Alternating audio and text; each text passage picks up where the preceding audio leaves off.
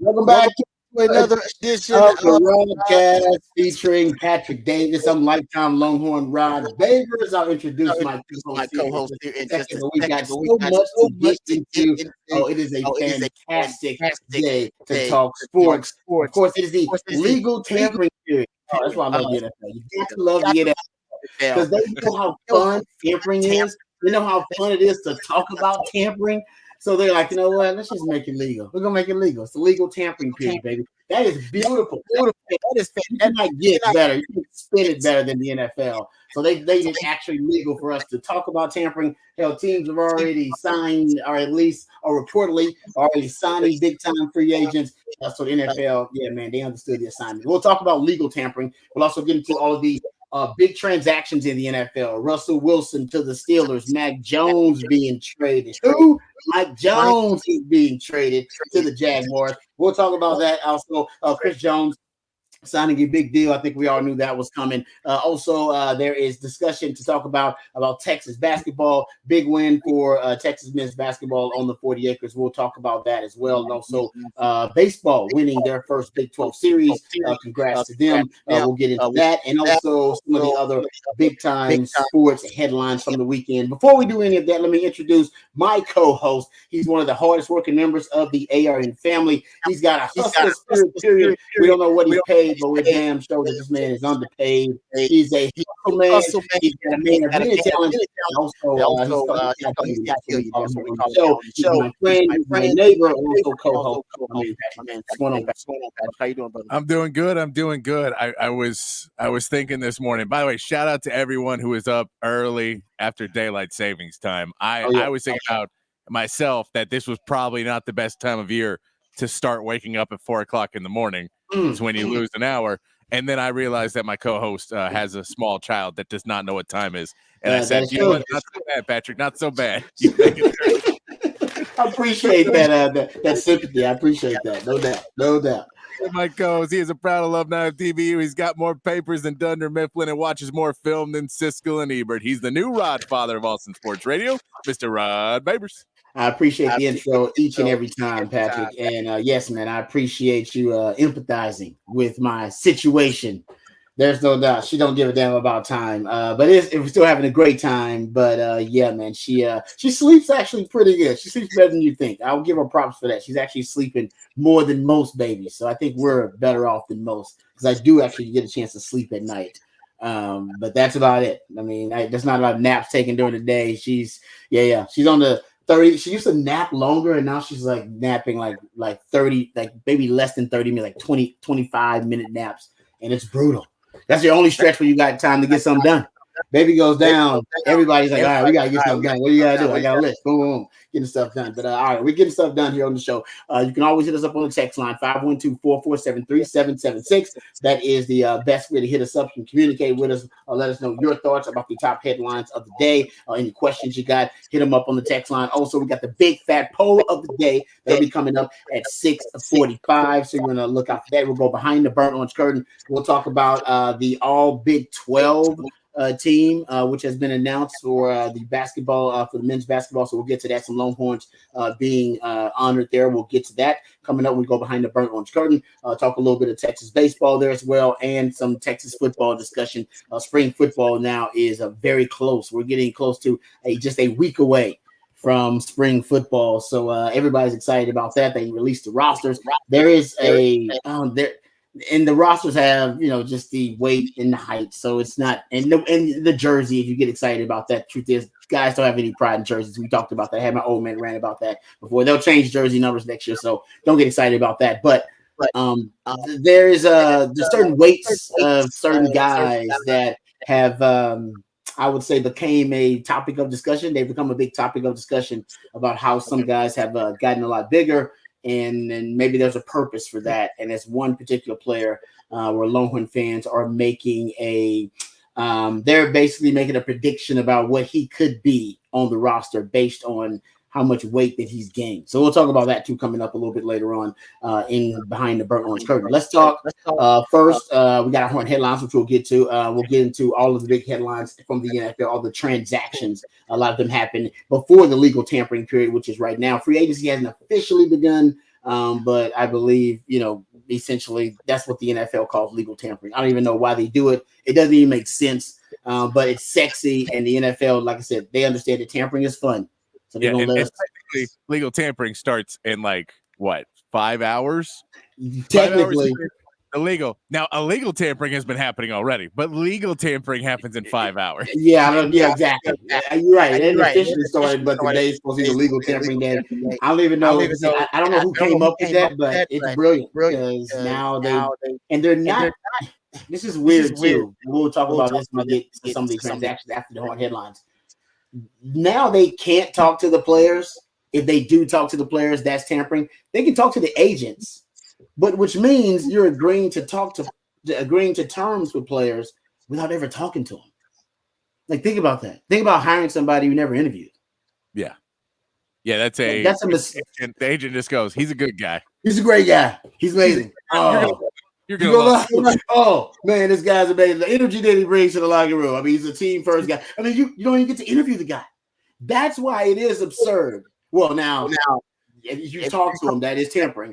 But I can say you can talk to the players and get through degrees of separation. Usually, you talk to another player like, "Hey, you went to college with this guy," or "Hey, you played with this guy at another team. How is he? Is he a team first guy, or is he selfish? Does he work hard?" All those things. So you can vet them through other means. You can do that, but you actually never talk to them. Like I said, unless they're cheating, unless they're just straight up tampering, which you just pointed out they could be doing. But if they're not and they're following the rules, they never talk to them. They just agree to sign. That is crazy because you get it on certain guys, it doesn't seem like it would be that big of a deal. Like if you were to sign Chris Jones, if he was still a free agent, I know he re-signed, but you signed him, you're like, yeah, I don't care. I don't care. He could be a jerk in the world. I don't care. So there's guys like that, but when you're signing a guy like a 2-year, $4 million deal, I'd like to meet him first. Just like to meet him. Just want to see what his value is. In the locker room that maybe we don't get along with. He's not going to get along with our culture, and it's going to be a big misstep for both of us. But I guess if you're only playing him that much and there's not a lot of guaranteed money, you basically think, well, I'll just cut him if I don't like him. I guess so, but can I get the Zoom call? Can I get I know. that is the name of the game, and if you're waiting, you're going to lose. So you got to. That is true. That's a great point. I guess that's the leverage you have. It's like, well, it's the open market, just so you know. Some teams don't care, but it is weird. Like if they are following the rules, they don't actually talk to them now. Their agent can talk to them. Like I said, they can vet it through other means. Anyway, we'll get to that. The free agency frenzy will start later on this week in the NFL officially. But even like Patrick said, right now the legal tampering period hasn't actually happened either. And yet you can see all these, deals getting done and stuff like that. So it's a fun time in the NFL. All right, before we get started, let's hit the Horn headlines. My man Patrick gonna get us informed and educated on all the big stories over the weekend. There are a lot of them. Hit us with the Horn headlines, Patrick. All right, your Horn headlines brought to you by Top Gun Rentals and Lawn Equipment. Texas basketball picked up 2 big wins over the weekend. The men's team finished the regular season with a 94-80 win over Oklahoma, with Tyrese Hunter having his best game of the season with a career-high 30 points and 7 assists. Dylan DeSue contributed 16 points in 24 minutes, setting Texas up as the number 7 seed in the Big 12 tournament, taking on Kansas State this Wednesday. The women's team won their first matchup of the Big 12 tournament 76-60 over Kansas with a group effort of 4 players with double-digit points and a double-double from Aaliyah Moore. They play a semifinal matchup against number 16 Kansas State this afternoon. Texas baseball won their series against Texas Tech 2-1. including a huge Friday night win, 22-8, that included 2 grand slams. While there's still some struggles with the starting pitching, the Texas bullpen showed improvement this weekend, pitching 17 in the third innings with a 3.63 ERA and 15 strikeouts. Texas' next action will be on Tuesday against Incarnate Word. In the NFL, several players agreed to re-sign new contracts over the weekend, including Baker Mayfield with a 3-year, $100 million contract to return to the Buccaneers, and Chris Jones will stay with the Chiefs, agreeing to a 5-year, $158 million deal. Free agents are allowed to start negotiating with other teams today, starting at 11 a.m. Elsewhere in the NFL, the Patriots have agreed to trade former first-round pick Mac Jones to the Jaguars for a 6th-round pick, and the Broncos will trade wide receiver Jerry Jeudy to the Browns for a 5th and 6th-round pick. An interesting note that both Jones and Jeudy played for Alabama and were the 15th pick, respectively, in the 2020 and 2021 draft. Russell Wilson will join the Pittsburgh Steelers on a veteran minimum contract after being cut by the Broncos following 2 disappointing seasons. By the signing of the minimum, the Broncos will still have to pay Russell Wilson $39 million next season. And finally, in the NBA, Luka Doncic tallied his new record, 6 straight 30-point triple-double on Saturday with a win over the Pistons, while the Spurs were able to get a win over the Warriors in a game where Steph Curry, Devin Vassell, and Victor Wembanyama were all sidelined by injury. And the Rockets get 2 wins over the weekend with the Trailblazers and Kings. However, it wasn't all good news as leading scorer Alperen Sengun left the game Sunday in a wheelchair with an apparent knee injury. He will be evaluated to see the extent of the injury this week. That is your Horn headlines. All right, that's the Horn headlines. Thank you, Patrick. We appreciate those. I don't even know where to start. There's so many great stories to get to. Let's start with the Russell Wilson story. Russell Wilson going to the Pittsburgh Steelers. That is, by the way, a hell of a bargain for the Pittsburgh Steelers. We also have to pay him just under $2 million. That's what this free agency period is about. It's talent acquisition. So ultimately, it's about value. And you're getting potentially a starting quarterback for, like I said, in the NFL for pennies on the dollar. And if you can, and this is the thing, I'm not hating on Kenny Pickett, but I think he's going to end up starting in Pittsburgh at one point. Yeah. I think, right, I'm not the only one throwing that out there. That's pretty obvious. He's more talented than Kenny Pickett. He's more experienced, and Kenny Pickett hasn't been great. Kenny Pickett has thrown, how about this, a touchdown on 1.8% of his passes in the NFL. That's the lowest out of all 391 quarterbacks with at least 500 attempts in NFL history. Yeah, I repeat, it's the lowest touchdown percentage in NFL history. So my point is, Russell Wilson's going to end up playing, and the question is, will Russell Wilson have one of those? We've seen these lately too. These very strange and obtuse kind of paths these quarterbacks have taken in terms of their quarterback trajectory and their quarterback circle of life. Like, Geno Smith is a weird story in terms of how his quarterback skill set was resuscitated and how he was, and now he turned into a guy that could be a bridge quarterback and a starting quarterback. Most people had given up on him. The same thing would be true for Baker Mayfield. We'll talk about, right? Baker Mayfield was a guy that people had given up on, and yet he's found a way to revive his career. Can Russell Wilson revive his career in Pittsburgh? Can he be one of those stories? We haven't seen. I mean, they're rare, but we've seen more of them lately than I think we've seen in any time in the modern history of the NFL. Yeah, I think that there is points because there is so many different systems right now. There's so many, the coaching styles, everything there is, it allows you to, find your right place at 7 different points. And then you talk about the training regimens and what these guys can do to stay in really good health to later on in their careers, where guys before maybe, if you were just on the practice squad getting beat up and trying to go out there, maybe your body doesn't break down. Maybe you don't take the best care of yourself because you're the backup and you put on some weight or whatever it is. There's so much more information about nutrition and everything else that you can be 29 years old. And if you took care of yourself and didn't take the mileage of playing in the NFL and taking sacks and everything else, you could come out and look and you're like, well, I still play like a 24-year-old because, I've taken really good care of my body. Well, Russell Wilson has too. I mean, he's taking pretty good care of his body, and even though he's been one of the greatest dual threat quarterbacks in history, he's one of 2 quarterbacks. He and Steve Young to rush for at least 400 yards at any point in their career in a season, and also win a Super Bowl. It's just those types of quarterbacks don't win a lot of Super Bowls, and he was one of those QBs. The problem they say with Russell Wilson is he still wants to improvise more and he still wants to be more off schedule than on schedule within an offense. You can still build the framework of an offense around him where he can be a capable, competent quarterback. And the culture of Pittsburgh is perfect for Russell Wilson because you don't need Russell Wilson to be, I don't think, the alpha leader in that locker room. The alpha leader in that locker room is Mike Tomlin. Like, he's the guy.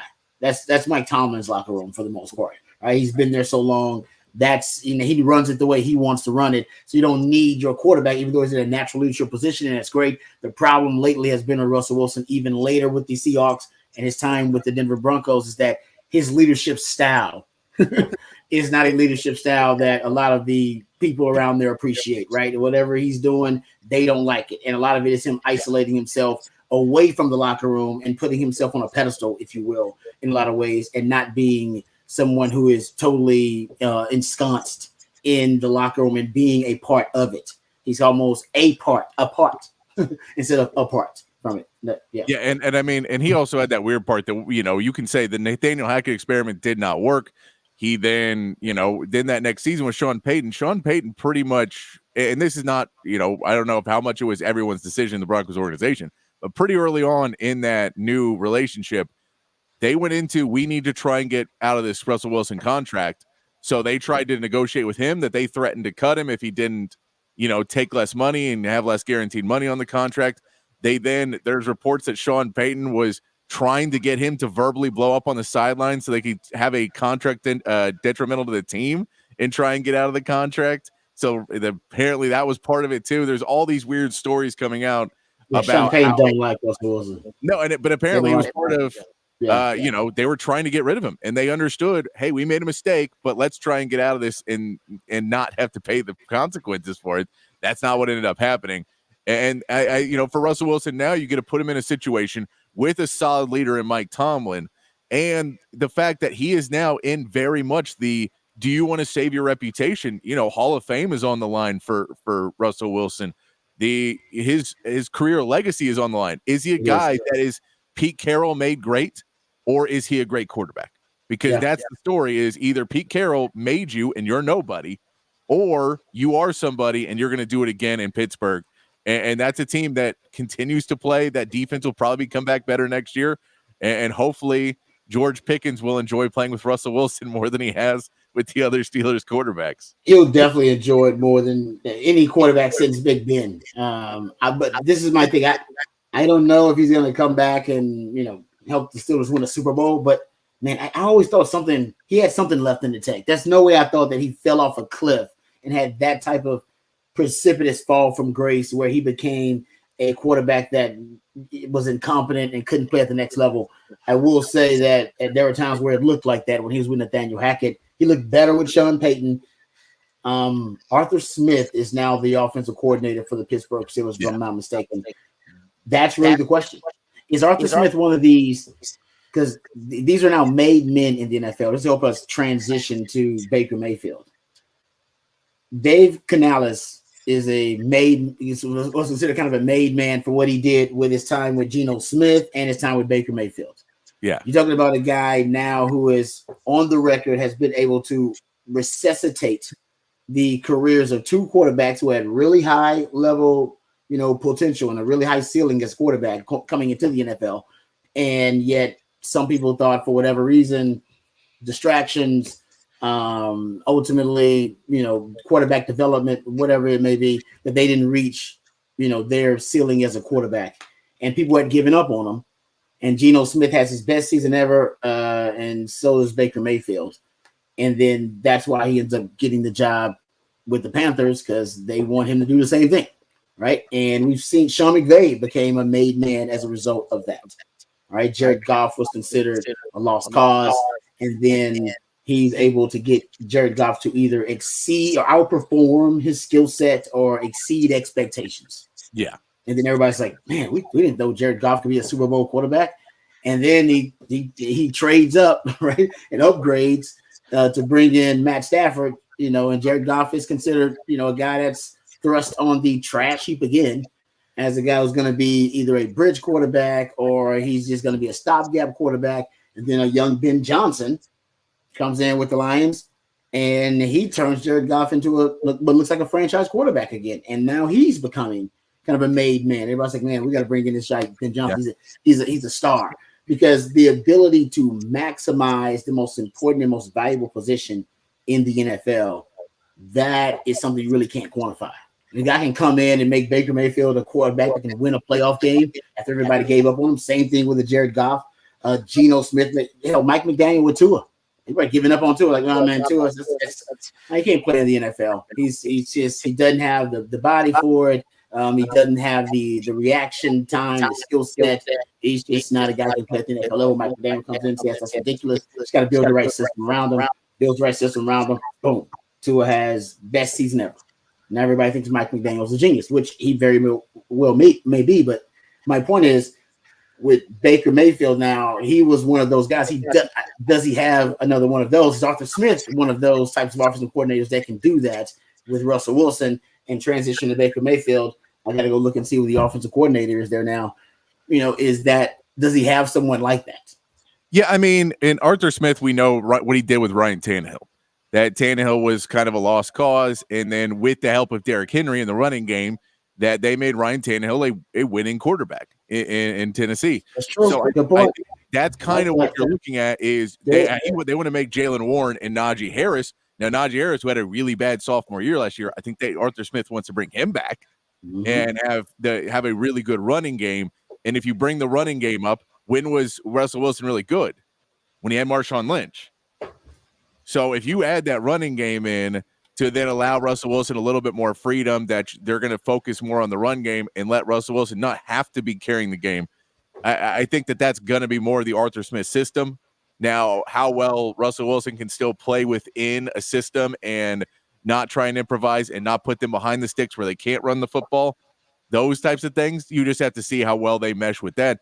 But Ryan Tannehill is his example of the guy that he made a guy that nobody thought should be in the league anymore and made him a starting quarterback for the Titans for several years, and that team was doing better than some other teams. So, I mean, it's not the same level as Baker. It's not the same level as Geno Smith, but there is at least some history of it. Nope, that's a really good point. I agree with that. Actually, you're right about that. That's the nail on the head. That would be his one. You're like, hey man, nobody thought this guy was going to be out of playoff. He did not do it. Well, he should have gave the ball to Bijan. That would have helped things along. Trust me, it helps things along when you give the ball to Bijan a little bit more. But no, getting to Baker though. I will say this about Baker Mayfield. I think Baker. First of all, Baker deserved the deal. You got a big deal where you get $50 million guaranteed in that deal.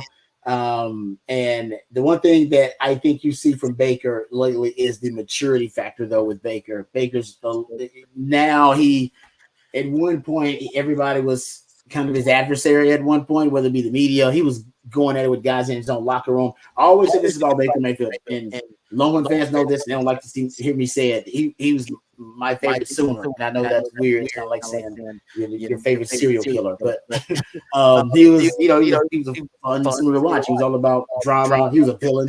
Villains create conflict creates storylines. He was a storyline guy, whether he was grabbing his crotch or whether he was getting tackled by some policeman. I mean, he pretty much was a great storyline guy in my industry. Hey, more guys who are great, who create storylines. And the beauty of Baker was first walk-on ever drafted #1 overall. He really did use what I call motivational currency. He would store up all what he thought was disrespect and all these slights, either by Texas not giving him an offer, not getting enough offers, Texas Tech not guaranteeing him being the starting quarterback and guaranteeing him a scholarship, all these things, right?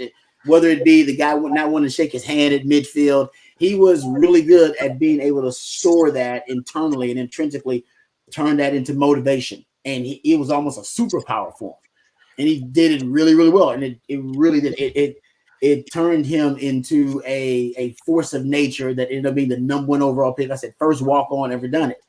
And when he got to the NFL, though, he would, I think at times he was still trying to do the same thing, but it was turned in the wrong direction. It actually started turning, that force started turning against his own teammates, right? He started getting into his own teammates like Odell Beckham Jr. and calling out his own teammates for contract issues with the team. And so he's the guy that turned usually what was, considered disrespect or whatever it may be. I think ultimately he was a guy that would spend that collateral, that motivational currency he was spending on the field. And he started spending it other places, like battling with the media and going at members of the media and talking about how he was, he had a notebook and he was keeping track of who was disrespecting him. And usually I think he was always doing that. But then he started making it public, and he started, instead of spending that motivational currency on the field and what made him a great player and taking it out on his opponent week after week, he started taking it out on his own locker room at times, started taking it out on the media, and he didn't have enough of that motivational currency to spend on the field. He was spending it, he was making it rain too many other places. Yeah. And I think for him as a player, he was always good at just internalizing that and then letting it, letting it really drive him to be a great player. And I think he lost some of that in the NFL because I think he lost a bit of his way, started spending that motivational currency other places.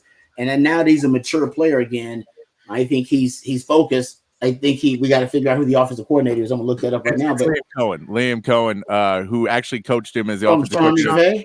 Yeah, so he was in Kentucky last year, but he's been with the Rams. So Liam Cohen, but he coached Baker Mayfield in 2022 when Baker went over there for a little bit. So there was a little bit, and he played okay. Blessed by McVay for a while. Yeah, so it's the McVay guy that's over there now.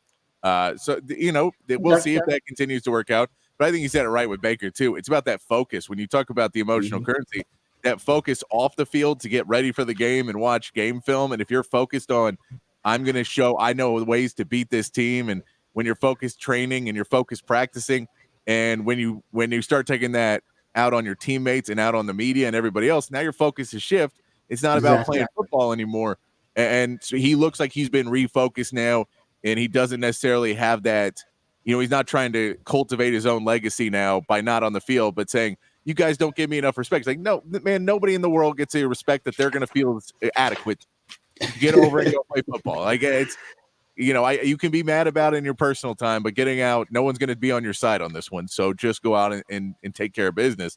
And he did that last year against the Bucs. And I think it's, sometimes when you're an underdog guy like that, it's hard when you have enough success that you become not the underdog. Tom Brady was probably the king of remaining an underdog when people called him the GOAT. That he still walked around and was like, no one believes in me. And they go, Tom, you're the greatest player that's ever played at any sport ever. And he goes, yeah, just tell me that you don't like me. Exactly. Tom, no. And so Baker Mayfield, I think he just was trying to find a way to stay an underdog at a certain point too, and it just didn't work. Well, he's an underdog again, and now he gets a $100 million contract. All right, can you stay an underdog and still go out and have something to prove versus, well, you got your contract, you're good to go, and you're not going to go out necessarily and work as hard and stay as focused as you need to stay. Yeah, no, I'm with you on that. I think he is best as an underdog. And that kind of goes to the mentality of him, being able to build up the motivational currency all the time that, hey, man, guys disrespect me. They don't think I can do it. The slights or whatever he sees as a slight. And he was great at it. And you're right about Tom Brady was the greatest. Hell, MJ was great at it. MJ somehow was always the best. I mean, he would harken back to the one time he was cut from the high school, the varsity team, back when he was a freshman or a sophomore in high school. And ever since then, he's been one of the best athletes on the planet. It's like, MJ, you have not been the underdog for like 15 years. What are you talking about? He's like, nah, man, you turned down Duke because they promised you a starting job. That's the reality. They promised you a starting job, and you were like, nah, I don't like that. And now I'm the underdog. I'm the underdog. Somehow it's like, yeah, you got cut from your freshman team. You were not on the varsity team as a sophomore or whatever it is. Okay, sorry. But after that, you became one of the greatest athletes on the planet. And you're right. Somehow he was able psychologically to always convince himself that I'm the underdog, and that's the genius of it for those guys who have that competitive sickness. You've got to be able to do it. But I like that about Baker, and hopefully Baker's in a good place right now. You're right about Lincoln. That's a good point. Thank you for bringing that up, Patrick. All right, we'll get into the Chris Jones things. I think Chris Jones signing a big deal is worth discussing. We'll talk about his impact with the Chiefs. Listen, the Chiefs don't spend a lot of money. All right, the Chiefs are frugal, shrewd. You can call them cheap, whatever. They usually, I was even concerned they were going to let Chris Jones go. Remember, they had him on a 1-year deal because they were contemplating, man, should we trade him? What should we do? Usually they're going to trade Darius Sneed. I guarantee that. They were already giving him permission to seek a trade. They had Tyreek Hill potentially. They could have re-signed him and they let him go, or they traded him. This is a team that ultimately doesn't spend a lot of money, and they still are able to win because they got Patrick Mahomes and they got Andy Reid. Remember, they just signed Andy Reid to a new deal. Before that, he was like the 7th highest paid coach in the league. Just signed Spags to a new deal. Got a team-friendly deal with Patrick Mahomes, probably the most team-friendly deal in the league. And he's kind of like Tom Brady. He's going to continue to give them a hometown discount. And they got one of the loopholes and cheat codes of the salary cap with Travis Kelce being the number 1 receiver, but they got to pay him like a number 1 tight end.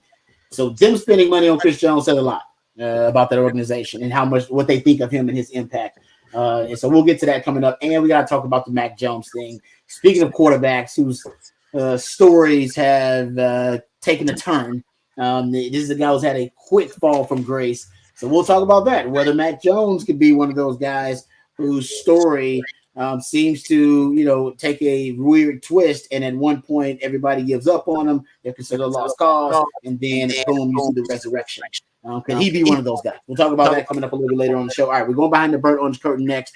Patrick has some interesting sound of an NFL player giving some props to my man Xavier Worthy. So I want to get into that because I haven't actually heard it, but I think it might be pretty cool. So I'll hear it with you guys. We also talk Texas basketball on the side, a little Texas baseball, and Texas roster has been released for the spring, their spring roster. There's some surprises on that roster. We'll talk about that too. All of that more right here on the Rodcast featuring Patrick Davis. I'm Lifetime Longhorn Rod Davis coming back right here on the Hill. All right. Yeah, I haven't heard that sound. That was good stuff. I didn't see that by Deshaun Jackson.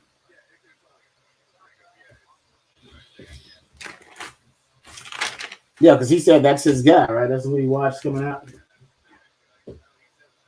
It makes sense because they're both Cali guys. I didn't think about that. Man, they're both Cali dudes. Let's see.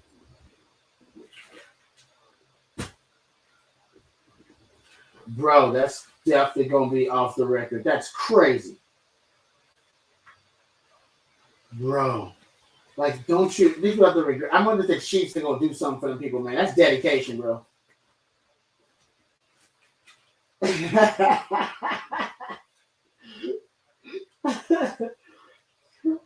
Probably not. No, probably not.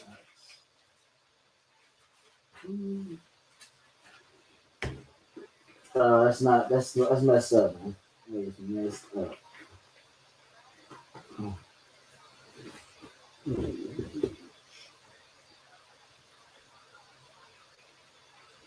Mm-hmm.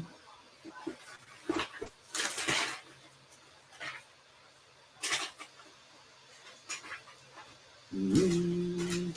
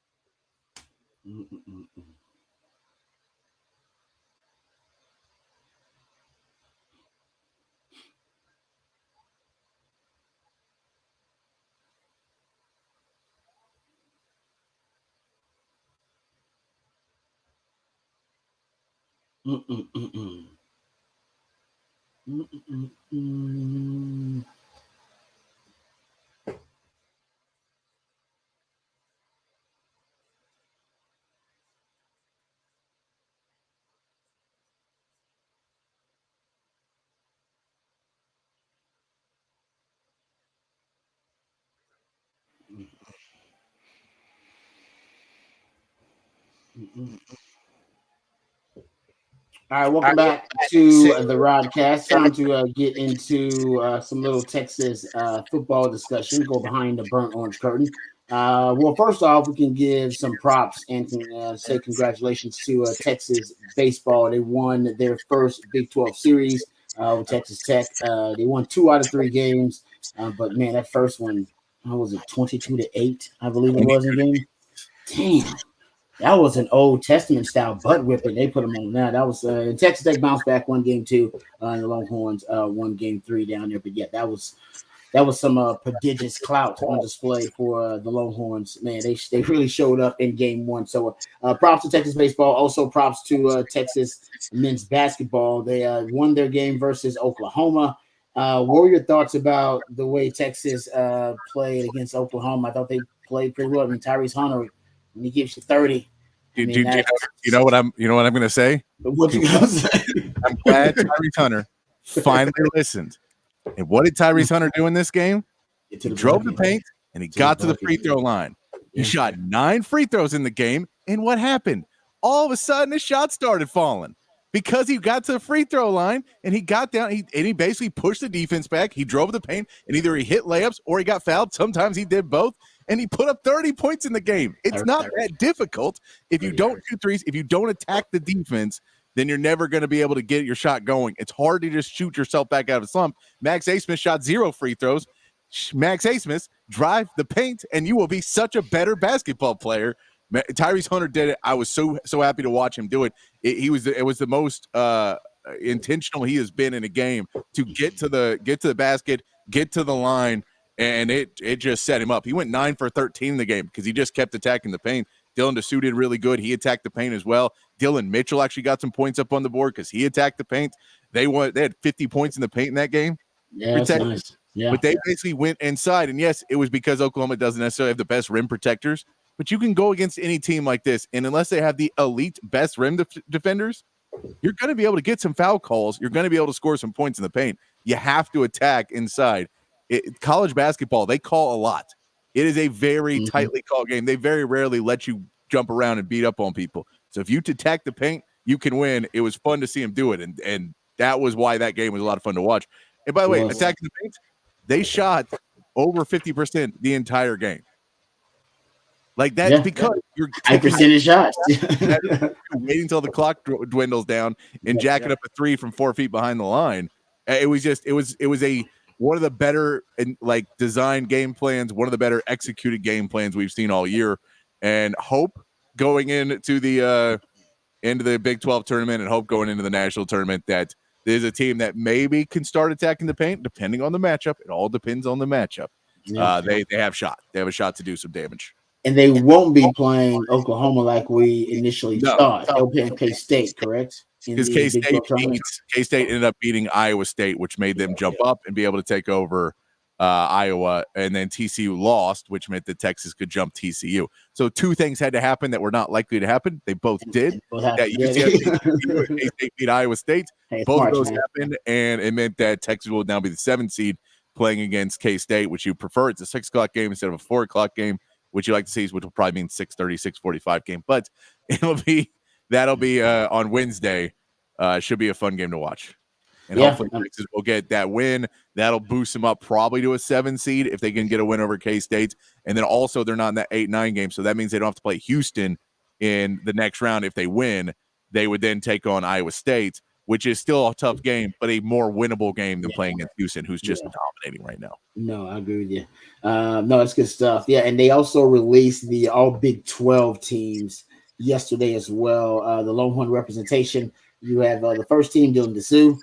No surprise there. He's the only Longhorn on the first team. Second team, Max Asmus. The newcomer team, also Max Asmus made it, and the most improved player was Dylan Dessou as well. So those two represented on the All Big 12 team for Texas. All right. I want to get to, if we have time. If not, we'll get into it next time we go behind the Burns curtain. But there is a piece of audio that my man Patrick sent me that I thought was pretty cool. I've not heard this, Patrick, so I'll let you set it up because I've not heard it. But I do remember Xavier Worthy saying that his favorite player growing up, or at least a player that he tried to pattern his game after growing up, was Deshaun Jackson, which I thought was pretty fitting considering if you look at basically the lightest players in terms of body mass index at the combine in its recent history. It's like the top 50 lightest players in body mass index. The only one to have 1,000 yards actually is Deshaun Jackson. He's one of the only ones, by the way, because Devontae Smith worked out his pro day and not the combine. But anyway, he would have been in that category too, I'm sure, because he's really, really light. So I'm glad Xavier Worthy is looking at the right guy because you patterned your game at him, by the way, who also played for Andy Reid.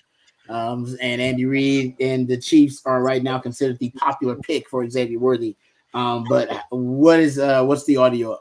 So this is from Up and Adams. Kay Adams is interviewing Deshaun Jackson and basically ask him where he thinks that Xavier Worthy is going to get drafted and what he thinks about Xavier Worthy. Xavier Worthy, we had him on the show. Speaking of somebody creating a legacy, the kid's a stud. I know you saw the 4.2140. He said he models his game after you. Which team in the NFL needs Xavier Worthy? That's a trick question. Philadelphia Eagles, you better go get that boy ASAP. You think? Why? I mean, he possibly be the next D-Jack, man. You know, if he idolized me growing up, he don't watch. And I think he could do it. If anybody could do it, he got the routes, he got the size, he got the heart, and he got the speed. So I mean, go on to strike him. It don't too many come. Then they beat D-Jack. So he might be D-Jack. Go grab him. You see yourself in this kid. A lot of similarities for sure. But you know, that's a stretch. 15 years, the records. But I do see similarities. So you know, the workload is a lot. It's heavy. It's hefty. Do I see like similarities in their playing style? I just see the similarity that they're really slight in terms of frame. I think they run differently. I think they have different like running styles, and I think there are different types of route runners. Just me as a DB looking at it, but yeah, the slight frame. Basically, they're both as fast as they are quick, and that is a problem for a DB. That means they can accelerate and decelerate really quickly. It means get in and out of breaks really fast. And that means all it takes is, as a DB, for you to have one false step or for you to get your hips turned one wrong way, and those are gone. So you got to have flawless technique going up against guys like that because it don't take much. Your margin for error is really slim. Going up against them dudes. I like the bigger receivers, bigger guys. They can't run away from me. Now, if you got Calvin Johnson, you got freaks like that. That's a different story. They can do both. For the most part, usually bigger guys, you know, they don't have elite world-class speed like those dudes. That elite world-class speed will scare the hell out of anybody on the football field. It is. It's just so I understand why those DBs were backed up off Xavier Worthy. You do want to get your hands on him though, because he is small. You get your hands on him, you can slow him down. But if you miss, and you're at the line of scrimmage against this dude and he gets right by you, you ain't catching up to him. That's the scary part about trying to bump and run him. If he gets around you, you just lost the track meet, man, and you ain't making up no ground. And that's the thing is, depending on what team he's on, he's going to be the second, third wide receiver in some of these matchups and you're going to have guys that are out there who, when they try to do that, you're not playing, you know, someone who's going to put you on an island and can bump you and stay with you. You're going to be playing against a guy who there's a reason why he's not the number one DB. And Xavier Worthy has the ability to make that guy pay, whether it is they put a speedster out there with him and he just cuts a route and that guy goes running off into the distance by himself, or you put him in a guy that can try and bump him or wherever else, but the speed takes over at a certain point and you can just break down field on him. So I there is a point in this where there's going to be very few guys early on that will be able to contain him in a matchup like that. You're right. If they got him as a third wide receiver or something, now he's saying Philly go get him. Philly has no reason to draft any receiver in the first round or early on because they do got 2,000-yard receivers. But it depends on the system he goes to. If they put him in the slot and he's got to go up against the third best defensive back every time, man, it's going to be it'll be advantageous to him. If he goes late where he's supposed to, he's going to be drafted with a really good quarterback too, which a lot of people got him going to Kansas City. If that's the case, then man, as a Texans fan right now, I don't like that. Longhorn fan, I'll wish him well. Of course, I'm happy for him, but as a Texans fan, that would not be good for CJ Stroud and company.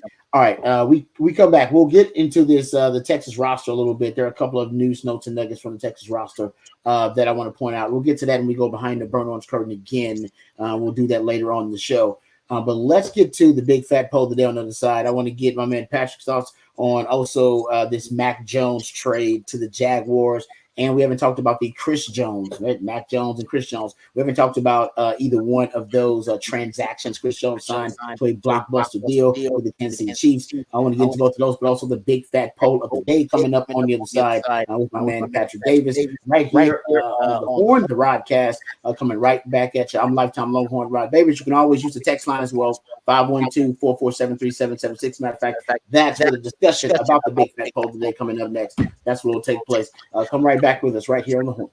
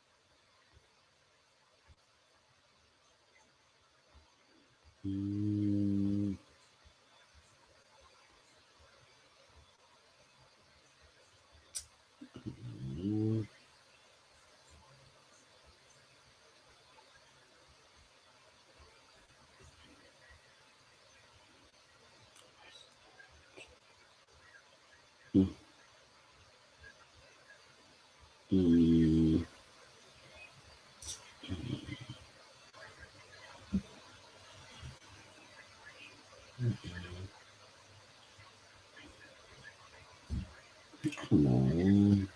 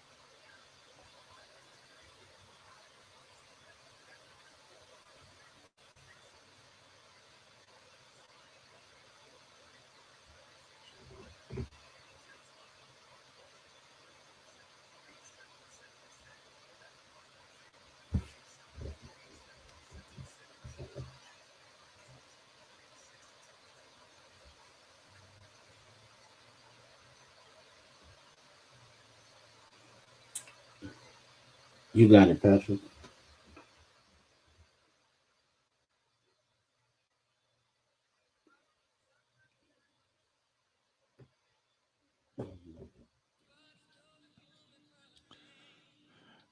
Back on the Rodcast here on a Monday morning, on a Smooth Soul Monday here on the Rodcast. Enjoying a little smooth sounds of Stevie Wonder on a Monday, keeping the show rolling right along as we get used to daylight savings time and being up an hour earlier than our bodies are used to. We get through it, but a little smooth soul to help you get through an early morning. I like that. Oh, a little Stevie Wonder. Well, it's always good for a little Stevie Wonder, right? Stevie Wonder is basically he's the Kareem Abdul-Jabbar of music. I believe too. I think this is true. They may be making this trivia up, and I know it's some song. I believe that's some of the Jacksons that are doing the background vocals on this track. Wow. That is fantastic. That's a nice. I believe that's true. If that is the case, that is wow. That could be a bar fact, but I think that's true. I think that's something. I mean, you could easily make the connection, so that's why it's a believable. Yeah. Even if it's not true, it's so believable. People will believe it. Oh yes, exactly. That sounds about right, man. Stevie Wonder. No, Stevie Wonder. He doesn't get. We don't talk about Stevie Wonder when we talk about like the all-time goats in music, but he should be right there toward the top, man. He really is. He's got a ton of hits. Yeah, and I mean, he's got a ton of stuff that's, and then you go to songs like that. That's like not the biggest hit, but it's also just a beautiful song. So many beautiful songs. And but we also know that Stevie Wonder is probably one of the top musicians that kids get into when they go to college that maybe never listen to, and then they get turned on to it. And every year at college, there's some kid comes out and it's like, have you ever heard of Stevie Wonder? It's like, yeah, we all know who Stevie Wonder is. We all do. We have that moment. Everybody had that moment. Yes. Stevie Wonder moment. Yes, no doubt. I like that. Text line's open. 512-447-3776 is how you can join the conversation here on the show. And let's get to the big fat poll. Patrick's big fat poll of the day on the Horn. So we talk about Mac Jones and him being traded from the Patriots. Ooh. Patriots moving on. A whole new organizational twist, apparently, and trying to change the culture. I think Gerard Mayo is trying to do, kind of give it a lighter vibe. And maybe Mac Jones was not always the happiest guy in the locker room when he was not playing well. Very competitive guy. So you get that. I think they were just ready to move on and try and have a new era begin in New England. And so with that, Mac Jones gets traded. He was a 15th overall pick, and he is now the Patriots era of his career was clearly a bust. Yeah. He was one that, as much as that quarterback class, there was the rumors that Kyle Shanahan wanted him over Trey Lance, but he wasn't. And both guys have now been traded. Yeah, you're right. Both guys are not on the team they're on anymore. Mm-hmm. But that leads us to the big fat poll of the day. And looking at this year's draft, and I know there's going to be one popular answer, but I don't know if it's the right answer. So I think it's just there's a lot of hate about one guy. But I'm going to ask you, who will be the biggest bust in the 2024 NFL draft? So it doesn't have to be a quarterback, but who will be the biggest bust in the 2024 NFL draft? I know the easy answer that people are going to hate on Caleb Williams, and that Caleb is going to be the guy. There's a lot of people who just do not like him. And I get, he played for Lincoln Riley. He played at USC. He's gotten a ton of hype. I can understand that anytime someone is hyped this much, they're always going to receive a fair amount of hate. That's fine. But I don't know if he's going to be the biggest buzz. Now, if he's on Chicago, that probably ups your odds of being a buzz. It does. Yeah. But it's a good question. But is Drake May overvalued, or is someone going to reach on a Michael Penix and he's not going to be able to achieve that level, or is someone going to reach on a Bo Nix? We know that JJ McCarthy is getting a lot of love now, and JJ McCarthy could be a top 10 pick now. Yeah. And if JJ McCarthy goes top 10 and doesn't get it done, does he become that, or is it somebody else? Is it a defender that you take and doesn't become the guy? Is it a wide receiver and you say Romeo Dunze doesn't end up being the guy, or somebody like that, is it, does Brock Bowers not be able to take it to the NFL level? Who do you think would be the biggest bust in the 2024 NFL draft? Let us know on the text line. 512-447-3776 is the poll of the day.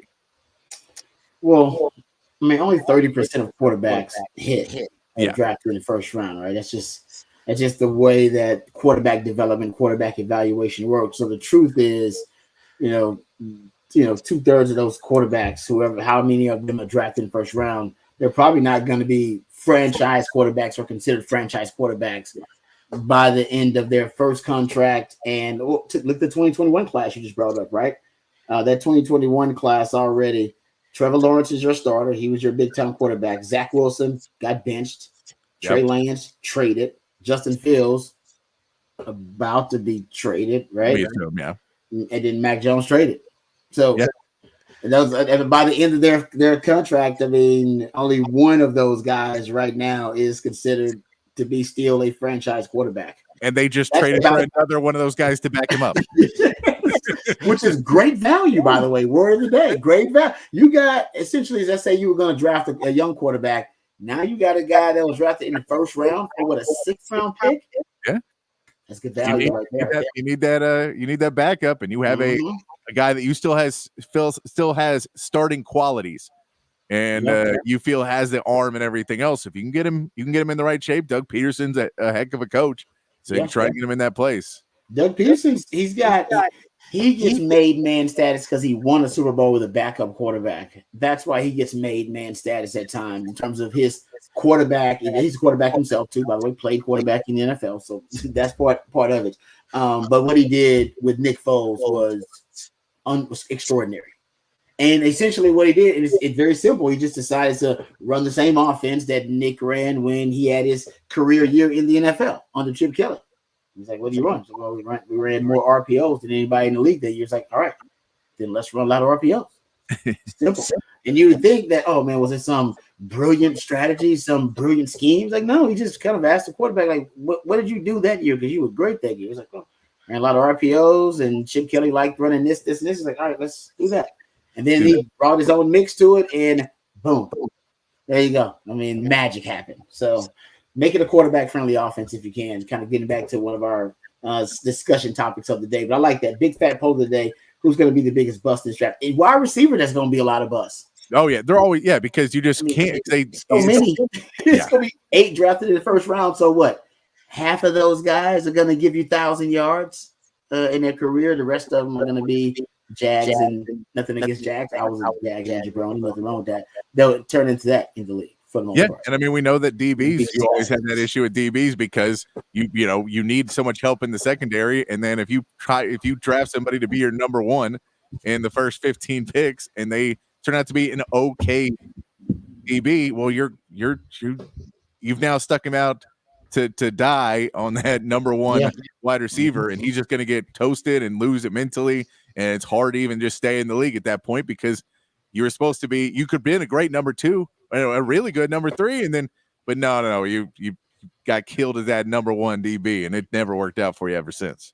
Great point. Yeah, no, it's about your definition of what a bust is. But I'm with you. I mean, wide receiver is about more than half, and a quarterback, like you said, we talked about this. So 60 to 70% of the quarterback class in the first round will probably be underwhelming and won't finish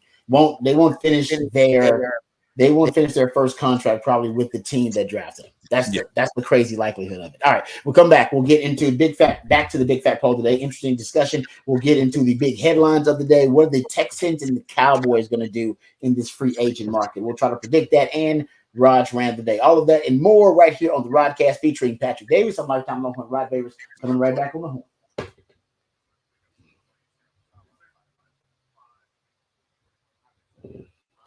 All right.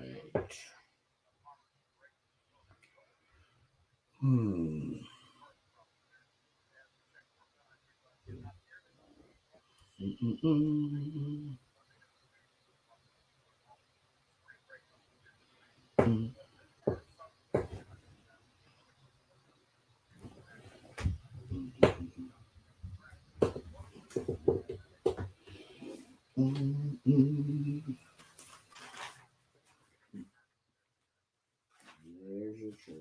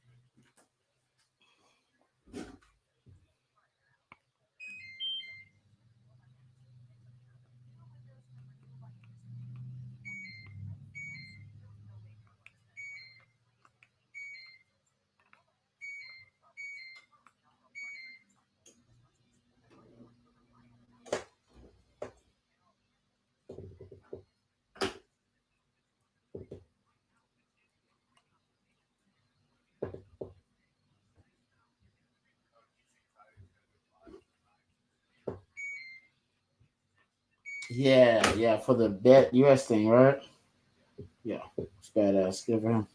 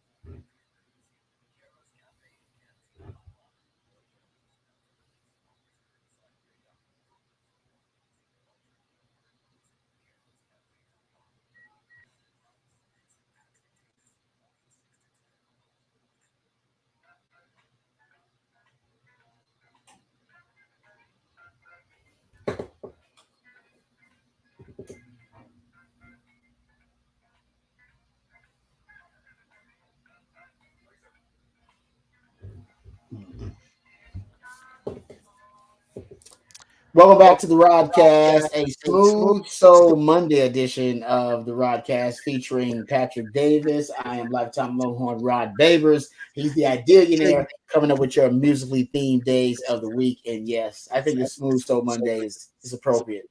You get the right vibe. Mondays are very hectic. You're stressed out because you got the rest of the week, especially now with the time change. So even more so, it's more stress than you normally have.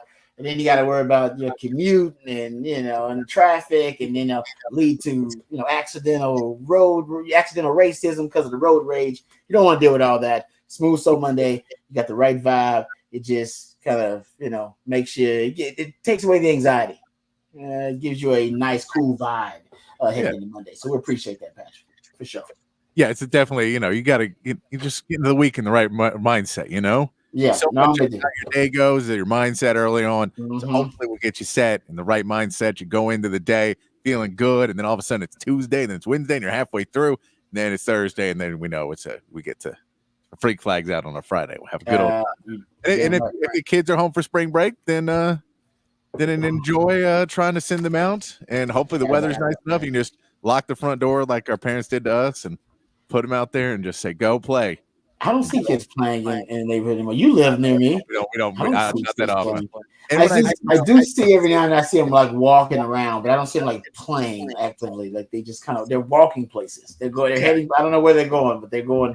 And this is how old I'm getting, Rod. Is when I see that, I always think they're up to no good. Every single time that I see kids walking around our neighborhood, I'm like, I don't trust it. There's like that's how you know you're old. Kids doing together. Oh, that's terrible. That's a game. That's a game. Those 5 kids together must be a game. No, I see kids like walking, but I never see them like playing like football in the street like we did. We literally actively played games in the street. Like we would have to take car time out. No cars coming out. We got to take time out. We play. Oh man, we made up games. We made up this game. We made up. I don't know if y'all played. You play curveball? Curveball? I don't think so. Oh, we made up curveball games. This is the way curveball works. You stand on either side of the street, all right, and we had a basketball, and we basically threw any ball. You take volleyball, any ball used for dodgeball, whatever ball we found. Yeah. And you would throw it across the street and try to hit the opposing curve and make it come back across the line in the middle of the street. And that was a point. Okay. Curveball. All right. And then if you did it from the sidewalk, that was 3 points. If you did it from just right by the curb, then that was 1 point. Boom. Made up curveball. We would just play. That's one of we got like 10 games like that. We just made up a game. Like, all right, that's the game. Done. I don't even know who the hell came up with it. Me and my man Kurt used to play. It's my best friend there I grew up with. We made up curveball. I never see kids doing stuff like that. They're not out. Usually, I guess I see them riding the bike every now and then. But man, we just like play in the street, play football, play freeze tag, whatever the hell game we came up with. We be playing it right there in the street. We had nowhere to play it. And I don't see them playing on playgrounds either. I take walks and stuff. I don't see them playing. I don't know what they're playing. Are they playing? I don't know either. Well, I think the playgrounds all got shut down now too. You can't get in and out of schools as easily as you used to be able to. That's true. But I mean, I think of how much I was in my front yard or my buddy's front yard playing basketball or football. Basketball. Just almost every day after school, and then every weekend. That's all you did. So I'm like, I don't know. But I will tell you, I do find any group of children now walking suspicious. It's very much the old man in me. That we don't live in a bad neighborhood either, and it's just 4 or 5 kids walking together, and you're just like, they're laughing. What are they laughing about? They're laughing. Hey, jamming music usually. Don't trust 5 people laughing. There you go. See, my old man Randy is, hey, I want to see more kids playing randomly in the street. I do. Patrick just, but that means they're not walking around like you was like, hey, where y'all going? Like, what y'all doing? Like, you're wearing like outfits. You're not wearing athletic clothing to try and do so. You're not. You're right. No, I don't know. Cause right, they ain't playing like freeze tag and stuff like that with us. I don't know what the hell they doing. We were playing basic game, but I will say we did not have any technology. If I had access to technology back then, or a phone, or iPhone, or iPad, streaming services, hey, I don't know if Robbie is an NFL athlete. I don't know about Becca. I may be in the house doing too much stuff. So I encourage the kids to get out to play during spring break. Hope I see more of it. All right, we got your horn headlines coming up. We also have the big fat poll today. 512-447-3776. Shout out to my man Patrick. What you got for the people in the big fat poll of the day?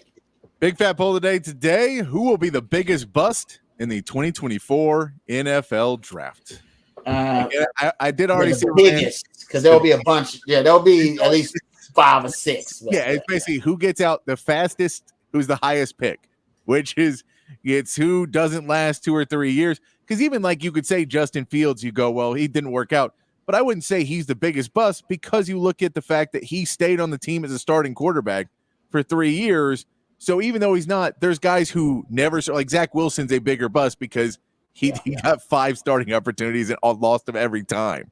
Yeah, well, I mean, Trey Lance could be considered a bigger bust just because it was kind of a lost cause from the start. But if he goes somewhere and resurrects his career, which is the whole, they're in Dallas, we'll see what happens. I mean, that's unlikely there with Dak, but still, maybe he'll get traded somewhere else. We've heard about the Minnesota rumors, and then he could change his narrative or change his legacy. Yeah, you're right. And Justin Fields is not a bust because Justin Fields actually is one of the few quarterbacks in NFL history. I want to say there have been maybe 14. I'll go look and make sure that have led their team in rushing and passing in the same season. It just that alone makes him just not a bust. Now, I'm not going to say that he's an elite quarterback or anything like that, but I don't know if you can say that's a bust. Yeah, 14 players have done it. Been done 27 times, and he's one of those guys. So I can't say he's a bust. He hasn't reached his ceiling, but he's not a bust. But Mac Jones is in that camp now because he's getting traded. So that's why I put it. I saw Van Chan post in there that about Caleb Williams, and there's a mistruth in what he said, though. He said Caleb Williams and that he wants a piece of an NFL franchise. His dad is asked. His dad was in some interview said that he wants a piece of the franchise. It wasn't Caleb Williams that said it. It was his dad that said it. Yeah. And that is crazy, but it wasn't Caleb Williams. It was his dad. And the reason why I make that point is because I've heard horror stories, and I don't know how Caleb's relationship is with his dad. I don't know what any of that is, but I've heard horror stories of parents and people around really good athletes trying to overstep their bounds and all of those things that really hurt careers and hurt players and ends up with fractured relationships. So, I mean, if you want to look at LeVar Ball and that his kid, Lonzo Ball, basically a lot of people are equating his injuries to the fact that he was wearing subpar shoes that were his dad's shoes, that he made him sign the deal to promote his own brand and ended up possibly ending his own kid's career. If that is the case, that is sad. Yeah. I mean, I'm with you. I mean, that you can be a dad that, takes it too far. Being obsessed about the career path of your kid in any respect. I will say that that's why Patrick Mahomes is so extraordinary, because his dad is not a distraction to him.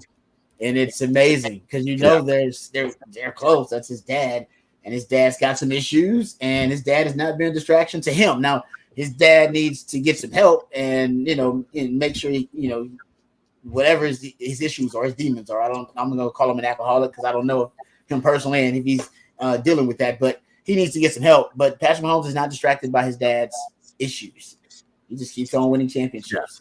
So, man, if you're that kind of player, if Caleb Williams is that kind of player, I mean, that's what you're drafting, the guy with that kind of focus, with that kind of competitive sickness that, it doesn't matter if my wife, doesn't matter what my brother's doing, doesn't matter what my dad is doing, my wife posing for Sports Illustrated, whatever the hell, none of that matters. No. None of that matters. What my owner sucks, he's the worst owner in the NFL, none of that matters. None of that matters. Y'all are gonna give me a wide receiver? Nah, it's all right. None of it matters. I'm gonna go out here and still win championships. That's ultimately what if that's what you're trying to draft. You're drafting 1-1 overall. I know he wasn't drafted there, but that's what you're trying to get. Hopefully. Speaking of, you were just talking about how his dad allegedly, asked about or at least inquired about ownership of a franchise. Or at least, minority ownership of a franchise if he's drafted to a certain team. The NFL has already put the kibosh on that. The NFL, actually Clark Hunt, who is the Chiefs owner, he is the one that proposed it.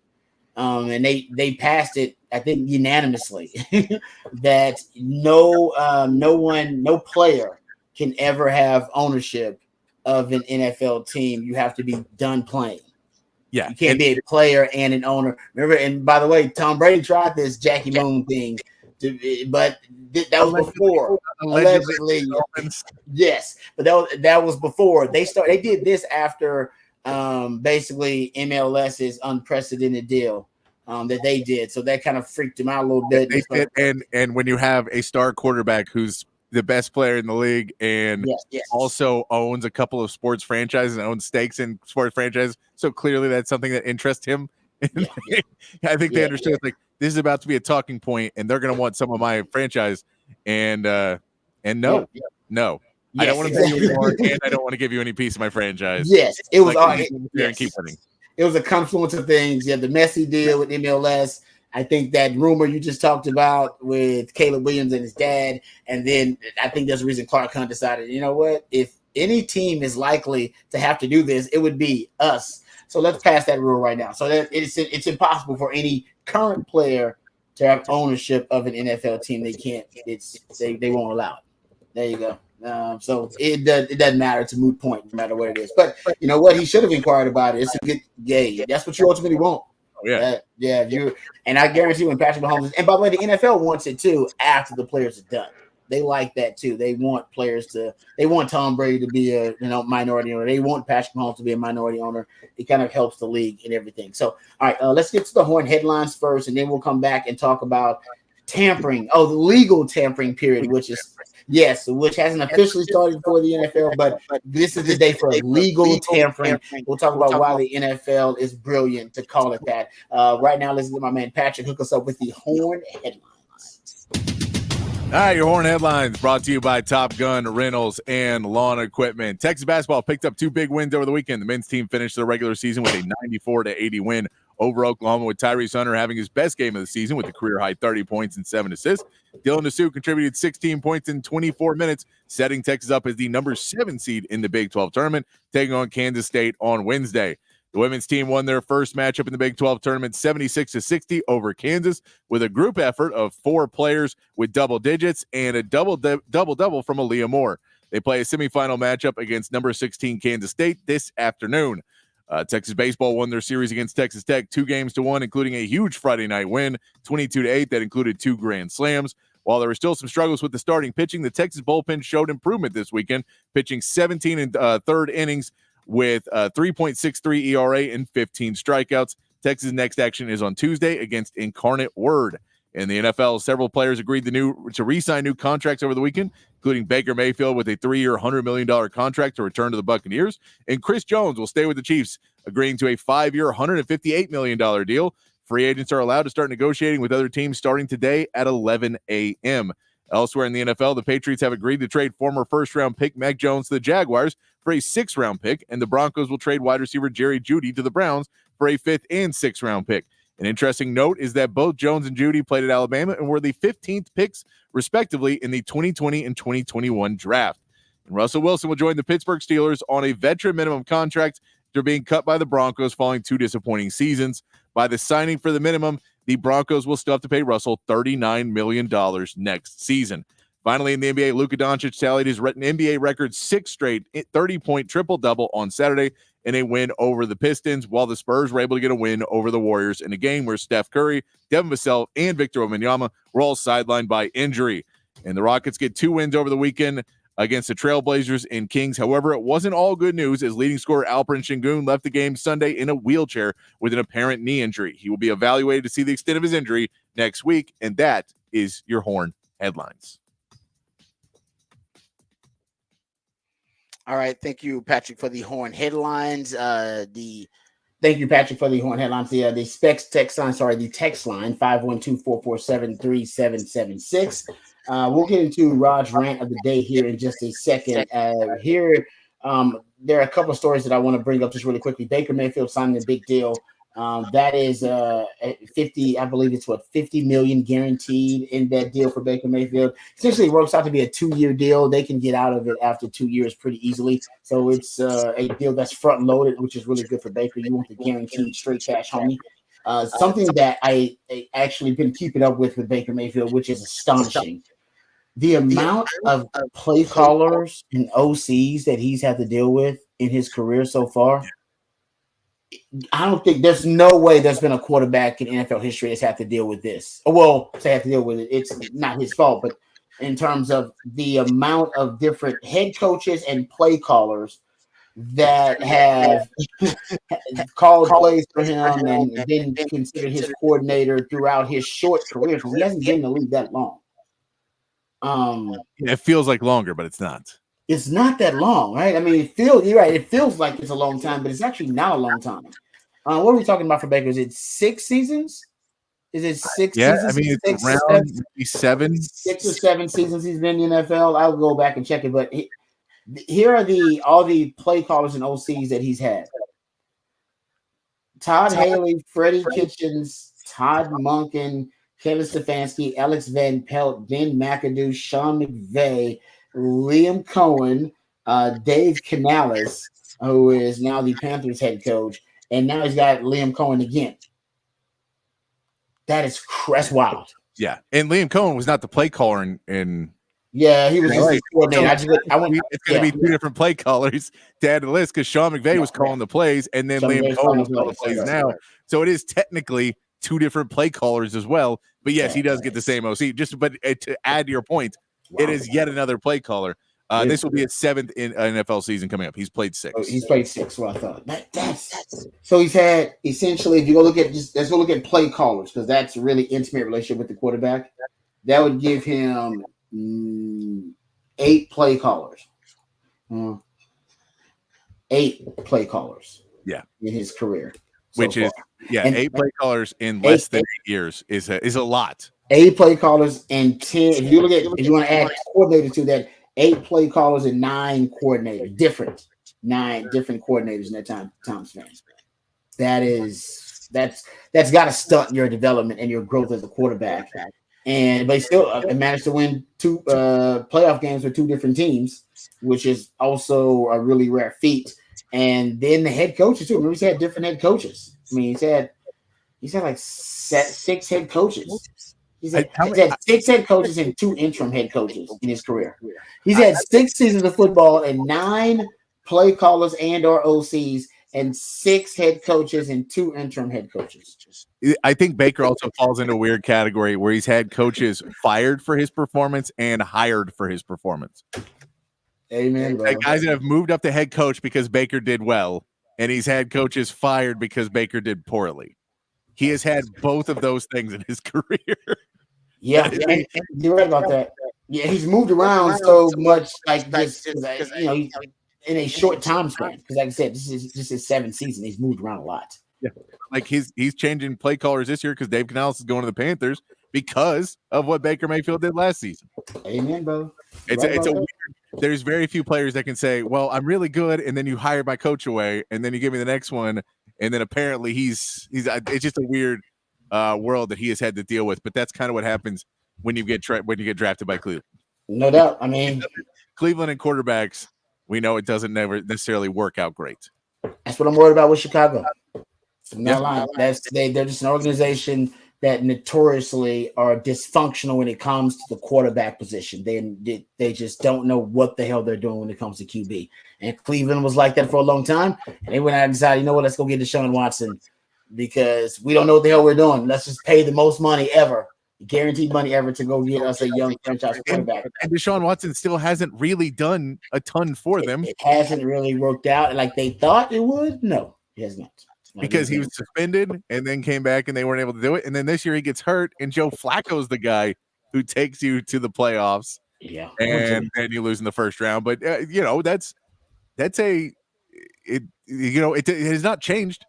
They paid more money and they made a big trade and gave up a lot of picks. But you can't say that their luck at quarterback has changed. No, I'm with you on that. And you can't really, you can't really predict. As I say, you can't really predict quarterback. I mean, Deshaun Watson at one point was a top 5 quarterback. He was. But I think this psychology for him has switched too, kind of like he has for Baker. Very different reasons. But I think, Baker as the underdog, we talked about that. Baker using motivational currency, at the NFL using it the wrong way. And then the maturity has taken Baker now, I think, his game to a very stable level. With Deshaun Watson, I don't know if he's stabilized since he had the top 5 year and then He had the year where he sat out, and then suspension, and then I don't know if he's stabilized yet to getting back to form, and I don't know if he ever will. Hell, will Russell Wilson ever get back to what he was? We have no idea. That's right now. There are a lot of different quarterback narratives that are really, really interesting. Like Baker Mayfield without Dave Canales, I want to see what he does. I can't wait to see what happens with this Mac Jones thing. I mean, this is really interesting too. Mac Jones being traded to the Jaguars. All right, so we'll get back to all that real quick. One conversation I want to have in Rod's rant, and it is also related to the free agency and the tampering period, legal tampering period. I want to talk about the Texans and the Cowboys a little bit. Let's get into that in Rod's rant of the day.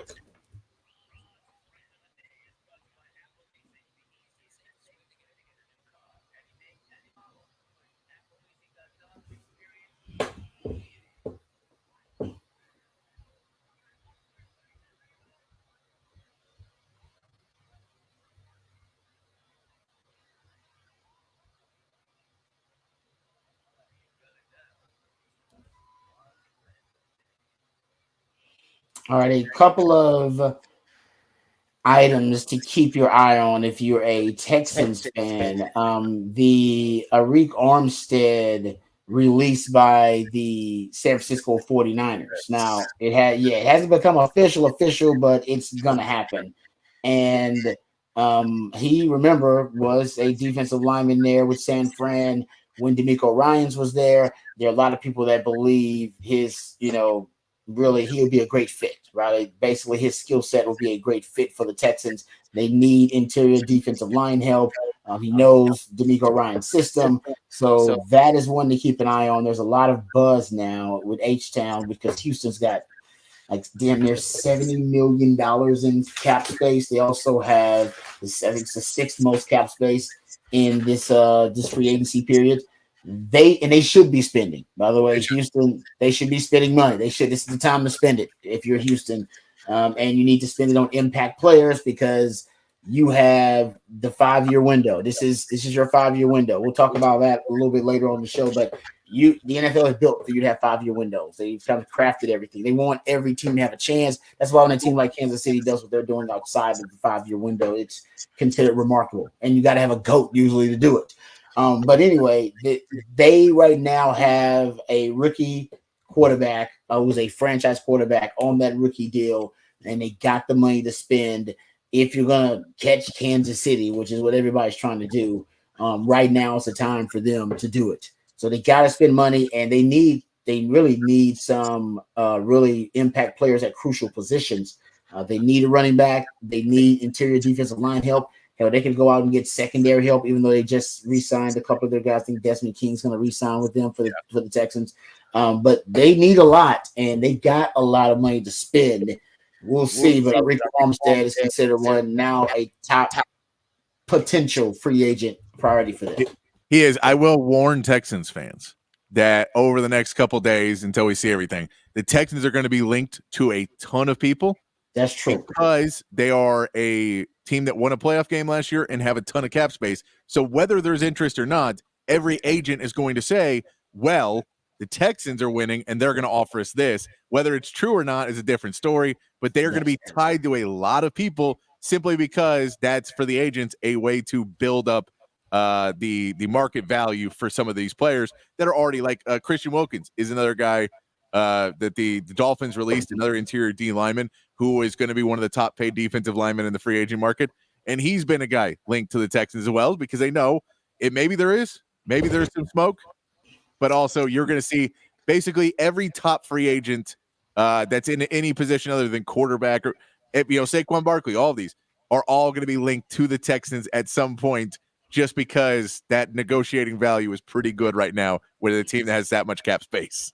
It does feel like that's a great point, Patrick. It feels like that because they have been linked to Saquon Barkley. I think the latest report was that was mutual interest between the two. We don't know what the price tag is going to be, and there's also a report out there that Tony Pollard is going to be a potential target of the Texans as well. And even though Calvin Watkins reported that he would give the Cowboys a hometown discount, I can see, Tony Pollard in Houston. he and Devin Singletary. I mean, he's better than Devin Singletary. Don't get me mistaken, but I almost wonder if they'd rather bring back Devin Singletary at a cheaper price tag than bringing in a Tony Pollard. I think something tells me Tony Pollard will cost more than Devin Singletary on a free agent market, but I don't know. The running back market is extremely depressed right now. It's a good thing. It'd be really weird though if they signed Tony Pollard, because it would mean that they have then taken the guys that Cowboys franchise tagged the last 2 years. Because Dalton Schultz was that. It worked out last time, man. Hey, just saying. Hey, don't be messing with a good thing. It worked out, Patrick. It did. Dalton Schultz, that was a nice pickup. And he was hungry. He wanted to show the Cowboys, too. It was good.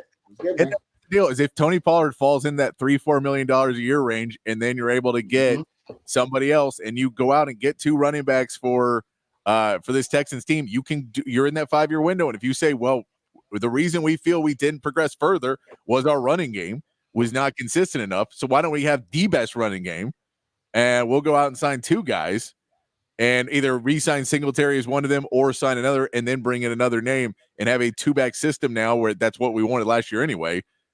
That's a possibility. You could sign Tony Pollard and somebody else as well. Like you could still be in the Tony Pollard and Saquon Barkley market. You could be in the Tony Pollard and Derrick Henry market. Those could be options for the Texans. No, I agree, because they're so cheap. The running backs are going to be so cheap, and it's just such a plentiful market for running backs. And they got to trade Dameon Pierce too, so they could trade Dameon Pierce, since they obviously don't like him for their system, and get a pick in return for that too. So, but for the Cowboys, real quick, the Cowboys don't like free agency. They've talked about this over and over again. That's really not. They said they have to overspend in free agency, and they are arguably the most homegrown team in the NFL. So they wait to the end of free agency, where you have better bargains. The beginning of free agency, that's when you spend top dollar. End of free agency, then you get better value. That's what the Cowboys are usually going to look at. So I doubt you get any buzz from the Cowboys other than re-signing their own guys. Re-signing their own guys. They still have not made the cap moves they need to make. Yeah, because nobody knows what they're going to do. They're all in, but they've restructured Zach Martin and cleared up cap room. That's what they've done. And then they've said that Michael Gallup is allowed to look for a trade, which I don't know what value you're getting from him, because everybody knows that they're going to have to cut him for his cap cut, most likely. But they need to figure out something, because, it feels like they're behind the 8 ball, but I think they're also believing that some of these guys, and the rumors are not true, that Tony Pollard is not going to get a better offer and they'll match it, or that Tyron Smith is not going to get a better offer or they'll let him walk, or some of these guys they feel probably aren't going to get the offers they think they are. And so they say, screw it. Y'all go out there and see what the market value is, and then come back and talk to us. Yeah, I think you're right about that. And it's a gamble, but maybe the Cowboys are right. And they'll get them back at a discount and very cheap. It's the weirdest all-in I've ever seen, but it is, right. It's Jerry's definition of all-in, and we'll see. Not even the players know what it means. Dak admitted that too. He doesn't know what Jerry's definition of all-in is. None of us, but it keeps us entertained. He keeps us entertained. All right, we'll come back. We'll talk about the NFL's free agency period, the legal tampering period. We'll talk about what that means, and we'll also get into what the value is in free agency. Is it good value or bad value? We'll talk about, does it correlate to NFL success? All of that we'll discuss right here on the Rodcast, featuring my man Patrick Davis. I'm lifetime Longhorn Rod Davis. We're coming right back here on the phone.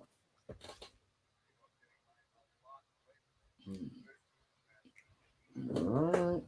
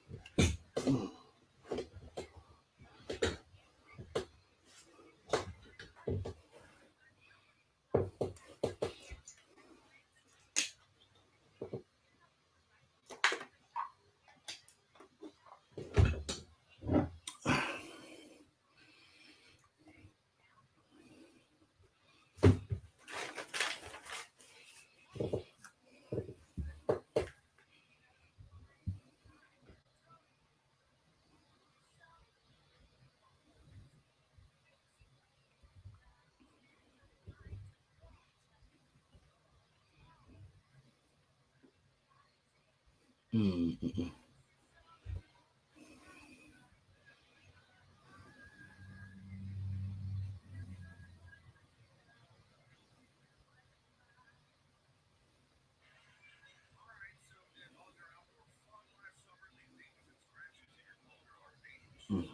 Mm-hmm.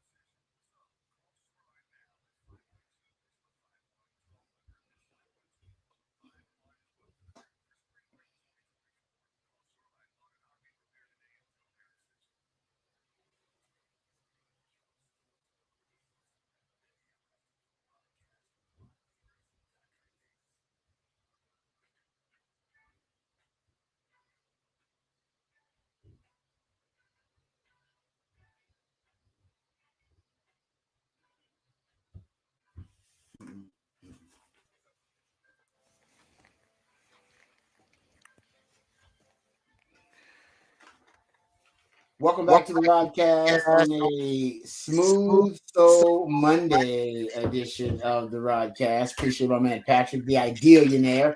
My co-host, always doing a great job with the musically themed days of the week. You can hit us up on the text line 512-447-3776. Big fat poll of the day. Who do you think is going to be the biggest bust in this upcoming draft? And yeah, it looks like it's definitely going to be one of the quarterbacks because there'll be bust, the biggest bust. If you're talking about that, it'll be one of the quarterbacks. This is one of the deepest and one of the most heralded quarterback classes in a really long time. And we know only 30% of these quarterbacks end up becoming franchise quarterbacks. I mean, we had this really before us today talking about one of the topics. Mac Jones was traded for a 6th-round pick to the Jaguars. Mac Jones, a part of that 2021 quarterback class. And already with that class, you have Trey Lance who was traded. Mac Jones who was traded. Justin Fields is probably going to be traded. Zach Wilson already been should be traded. You know who should trade for Zach Wilson? Sean McVay should trade for him. Sean McVay tried. He brought in Baker Mayfield at one time. All right, had Jared Goff proven that he's a made man. He can resuscitate a skill set. I want to see Zach Wilson go hang out with Sean McVay for a little while and see what it does. Maybe he can help. All right, you know what? Bring him. I mean, I'm trying to think about someone else who has that reputation as someone who can, resurrect a QB skill set. There ain't a lot of these guys out there, but I think Sean McVay is one of them. That would be interesting, and you would get them for pennies on the dollar. You get them really cheap. They send them to you on the cheap. I guarantee you. Yeah, I mean, technically Ben Johnson did that with Goff. If you wanted to try it, there. Yeah, but I guess the Rams are the place because you know that there's going to be a quarterback opening there soon. Yes, Stafford is on his way out. That's why it's beautiful. At one point, he's going to retire, and then maybe you'll see something with a guy like Zach Wilson. Throwing it out there because we know that Sean McVay can work some miracles. Then you have Trevor Lawrence, who's obviously still a starting quarterback, a franchise QB. So 4 out of the 5 quarterbacks that were taken in 2021 draft class are not working out. That's honestly, and that's probably closer to your average hit rate on QBs. It's probably a little over 30% of first round quarterbacks that work out, but it's in exact science. And for a lot of these guys, it's going to be a failed experiment. We just don't know who. And a lot of it's going to be based on where they end up, like what system they end up in and what coach they end up with, as we just talked about with some of these other quarterback situations. All right, let's talk about the NFL legal tampering periods. The NFL's brilliance at promoting a legal tampering period. They know how fun tampering is, so they're going to promote legal tampering, which is great. But the teams that usually spend a lot of money in free agency, usually they don't have a lot of NFL success, right? You don't see that free agency money that's spent. It doesn't always correlate usually to a ton of success. Lately, there are more success stories with teams who have been the biggest spenders in free agency, and I think that's because the salary cap continues to grow. When the salary cap was growing at kind of a fixed rate over and over again, and I don't know if it was, but it was growing from the early 2000s to the mid 2000s. The salary cap was probably growing about a 6 to 7% clip annually. And then it rose suddenly to around about that 2006 was around I think it was a new CBA around that time. There was a 19% jump that year. And then in 20, and then still you went back to kind of your 6 to 7% jump in the salary cap. And then COVID hit, and that was the first time there was actually a drop in the salary cap number. It didn't increase it actually dropped by 7%. And then this year we saw a huge increase of $30 million, more than $30 million. Usually it's not that much. And there's a belief that it's going to continue to be upwards of $30-something million. But usually, like I said, it was around 6 to 7% increase, and you would have your normal $10 million to $11 million increase of the salary cap. So, which we knew was going to happen when they started to open the door a little bit more to gambling. Yes, and the streaming platforms now, right? Streaming platforms are like, hey man, we'll give you this much money just for one game, that kind of stuff. Yes, exactly. And they knew that it's like once you let FanDuel and DraftKings and all those people that have all that money they want to throw into it, that once they let them in the door, they go, okay, well now that's they're making more than us. So now we can go ahead and we're picking off of them because we're, symbiotic relationship now. We knew that cap number was going to start growing exponentially, and it'll continue to grow at a pretty high rate for at least a few more years before it kind of probably tapers off a little bit. Yes, exactly. That's the belief, right? Yeah. Economics, finance, that stuff obviously hard to predict, but that's the belief. And if that is the case, then we're starting to see a shift that if the salary cap is going to be it's going to be increasing by, 16%, something like that, some freaky numbers year after year. Then over the last 7 years, you've seen teams who are the biggest spenders in free agency have more success just because there's more money to spend than there's ever been.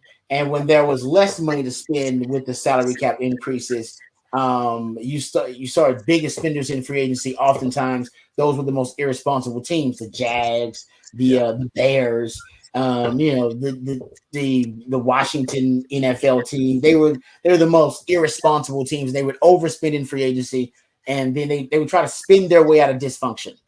All right, try to spin their way out of their dysfunction and inefficiency, and they would oftentimes find themselves back in a deeper hole because they'd be in salary cap hell in addition to still losing a lot of games. But recently, over the last 7 years, the salary cap has been growing just a little bit more each year, and you have seen some of the biggest spenders in free agency have a little bit more success in terms of making the postseason. It's not a lot, but the theory is that the more the salary cap grows, you can see big spenders now, which used to be a bad thing. It used to be something that was, it was ineffective. It was counterintuitive to you having success in the NFL. But now you can see those big spenders actually started winning more games because there's just more money to spend. And if they spend it wisely, all right, they're going to end up being able to correlate that connect that to wins on the field. So that is the belief if the salary cap continues to grow. But it's still the most expensive way to acquire talent in the NFL. The cheapest way is undrafted free agency. Then the next cheapest way is the draft. Then the best value acquisition after that would be trades, because that's still a better value than free agency. And free agency is the most expensive way to acquire talent, which is why the Dallas Cowboys don't like it. And I understand why they don't like it, but you should use any means possible to upgrade your roster. The Dallas Cowboys, the famous quote from Stephen Jones is, you're going to pay good players like they're great, average players like they're good, below average players like they're average. It's just not a great way to build a football team. And he's right, but you do need to supplement the roster more with trades, which they have done. I'm glad they're doing that. And they're great at undrafted free agency, by the way, the Cowboys are. And they're great in the draft. But they need to be more aggressive in the trade market and need to be more aggressive when it comes to free agency too. They do. They have to be. You cannot afford to ignore a major option to acquire and upgrade your roster. You can't ignore that. And they basically ignore free agency until the end of it. And then they bring in guys, but there's no guarantee they're going to be players, even though they do a really good job of finding value and bargains. They still need to be more aggressive there if they're going to be all in. Yeah, I mean, even if you're not all in, you need to be able to make the right decisions to go out and say, okay, the running back market's down, so we're not paying. We're actually paying under. There are positions where we can pay under what the actual value is, and we feel fine about that. So, there is the running back position. There's offensive linemen that you can find, and you can say, okay, let's go take a value shot on this guy that we feel has an upside, but maybe a down year. You can play in free agency, and you don't always necessarily have to go after the top guys, and you can still be involved in discussions. But there will be guys like Anthony Barr was an example of a linebacker that a lot of us thought they should have gone after a couple years ago, and his number wasn't that big. It wasn't like he signed a huge deal. But there was a time after that, I believe they didn't bring him in, or before that, I can't remember what it was. But there was times where they've talked to guys that his number hasn't been as bad, and they won't even be in the conversation. And when you see what the final number that a player signs for, that you have to sit and say, why would you not be in that conversation? Because if you saw what that number is, why would you not want to pay that? Because we all agree that's a fair contract. So I think there's points where they shoot themselves in the foot by being stubborn and not wanting to even have the conversation because they feel like they're going to get screwed on the back end, when in reality, it's not always the case at every position. Now, it is for premium positions, but as you say, draft the premium positions, and then you can go supplement your roster with linebackers, with running backs, with all these other positions that the Cowboys have trouble with, safeties that they have trouble with, and then they don't even want to go out and sign those guys, and it becomes an issue where they're just a couple players short every single year, and you feel they could make that gap up in free agency. They did a good job with the safety market. They got J-Run Kurtz a couple of years ago, got Malik Hooker a couple of years ago. That was good value for them, but they should be more aggressive. But now they can't because they're kind of in salary cap strapped. I know they restructured Zach Martin. Other than that, they really don't have a lot of wiggle room right now. We'll see what they do with that Prescott. We'll see what they do about they got Mike on the 50 option. Right now, I don't think they're able to do much in free agency, but we'll talk about that a little bit later on. All right, we'll come back. We'll get into what the facts, what the stats. We'll give you some strange and weird, interesting stats from around the sports world. All of that more when the Rodcast returns right here on the Hoop. Yes, sir.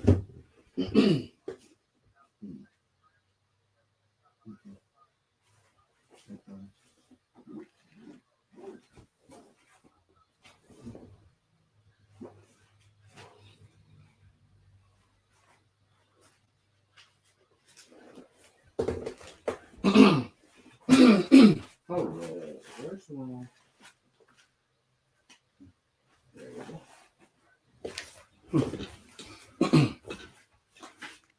Hey, what's up, folks? Lifetime Longhorn Rod Davis here. Let me tell you about our friends over at Apple Leasing. If you are thinking about getting a car, maybe you're in your car right now, and you're pondering, my car maybe a bit too old. Maybe it doesn't fit our lifestyle anymore. Maybe it doesn't really fit your budget anymore.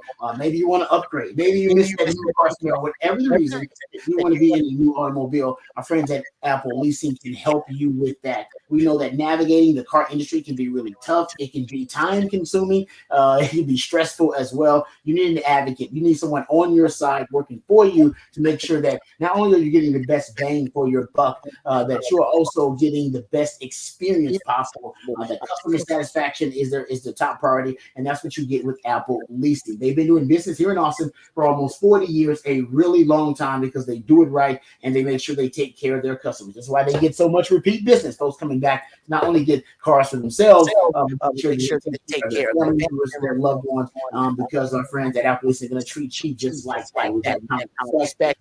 They make sure that they give you not only the best bang for your buck, but also they're going to give you a lot of value. They're going to find the value for you. That's what the leasing is all about. Right now, everything seems overpriced, but with leasing, you're only paying for the part of the car you're actually using. My friends at Apple Leasing, they make sure that not only do they save you time and save you money, but they find you great value. So reach out to them today.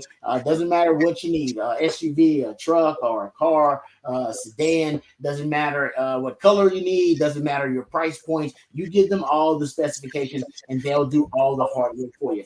512-346-9977. That's 512-346-9977. Or visit appleleasing.com. Just go online at appleleasing.com.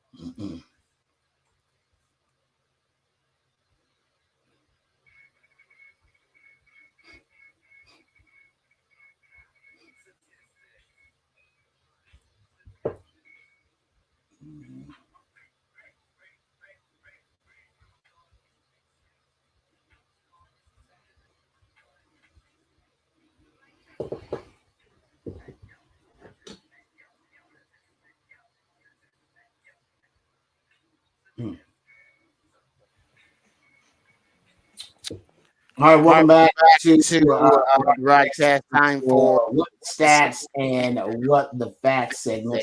Also, everybody will check out the tech time. I'm talking about right now the big fight poll today as well. Who tweeted to be the biggest bust in this upcoming NFL draft? We'll get back to that conversation. Also, we'll get back to talking about the Eagles period right now happening in the NFL, which is, I think, apropos. The legal tampering. All right, let's get to what the facts. One of the first facts I got for you. Unders. We're talking about the unders in the NBA, which are hitting. When they were on Ty and talk to us about some bets, because I know Ty's going to start coming around a little bit more, and we're going to have him in. And nobody knows bet like my man Ty. Unders in the NBA, 65, 38, and 2 on Sundays this season.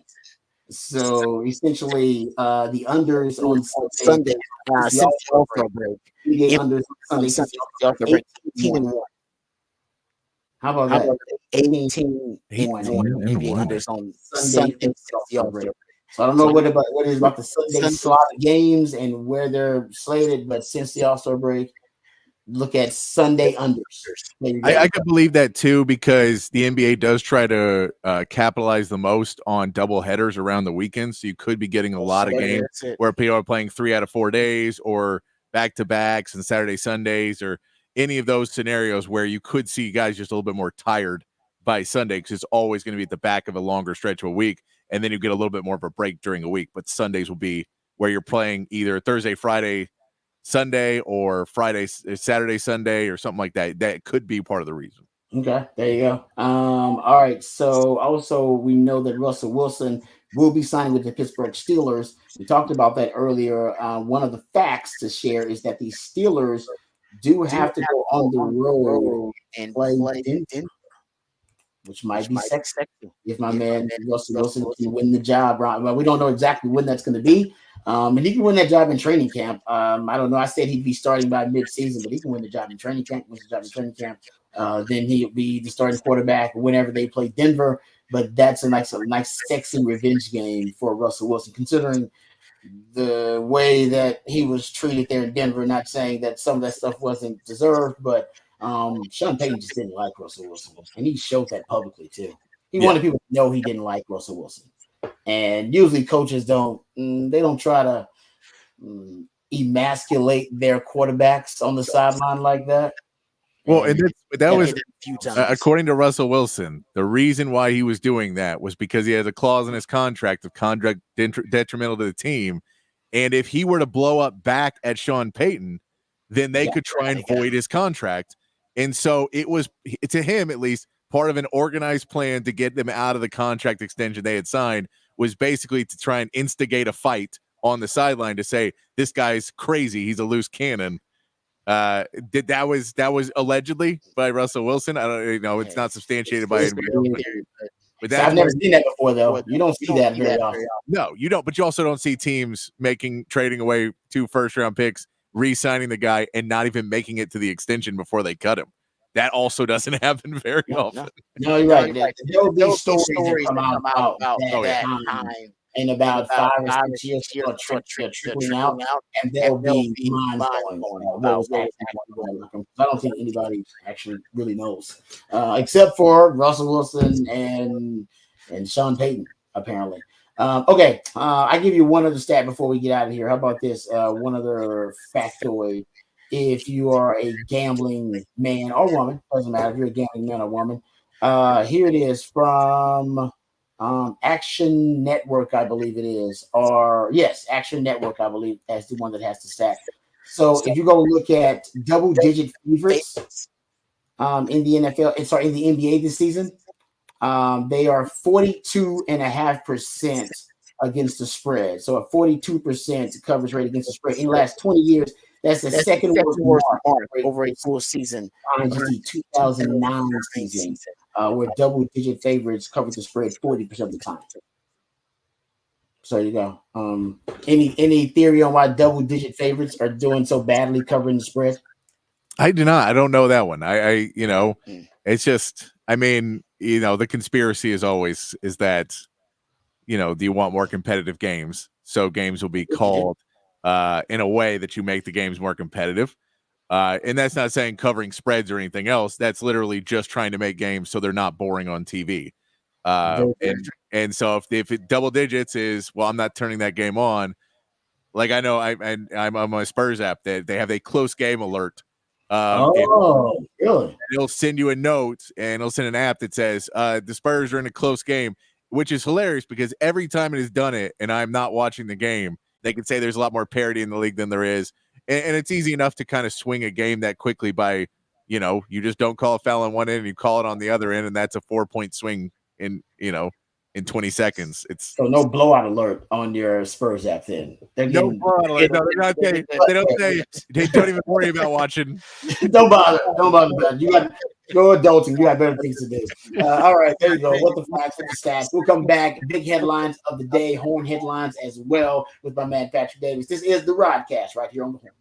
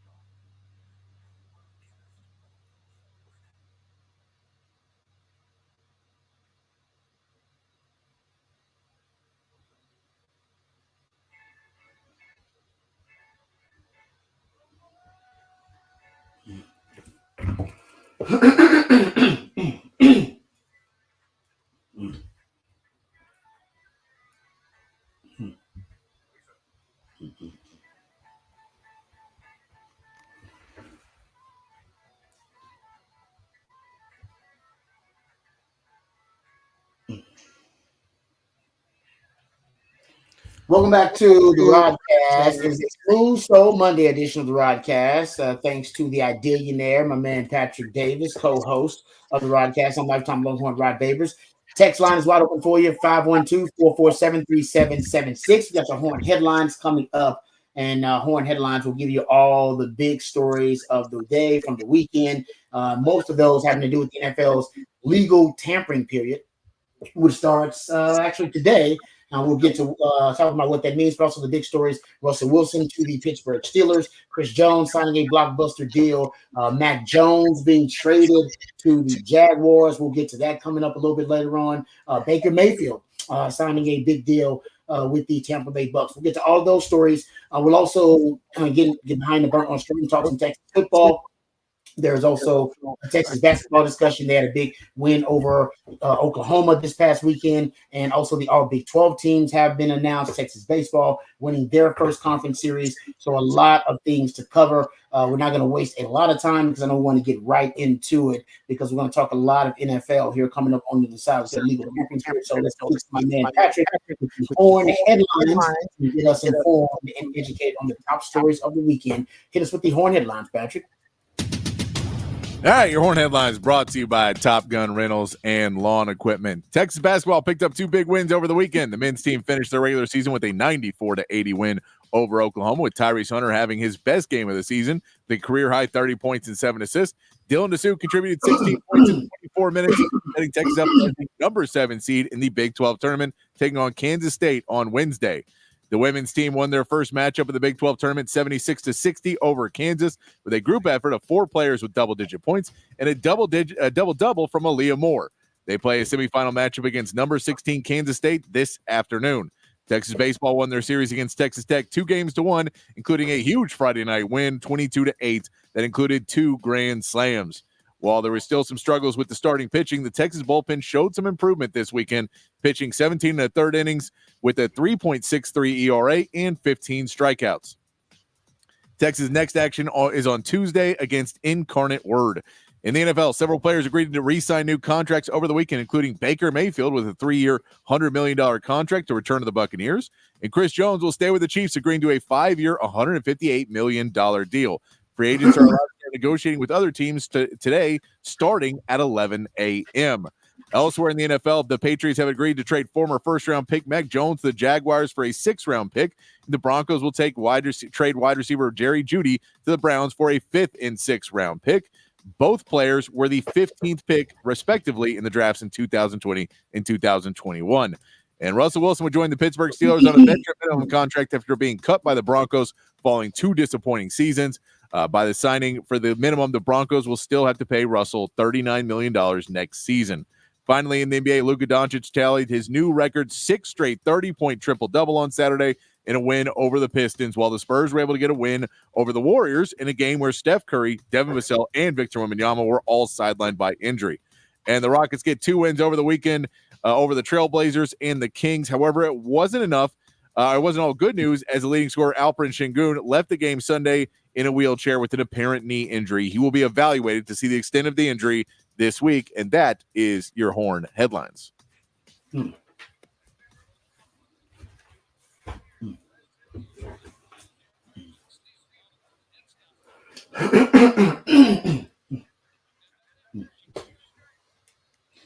All right, let's get into some of these big-time NFL transactions. Let's start here close to home. Baker Mayfield signing a deal with the Tampa Bay Bucks. I think we knew this was inevitable once Mike Evans signed his deal to come back to Tampa. Why would you sign Mike Evans to a big deal if you weren't going to bring back his quarterback?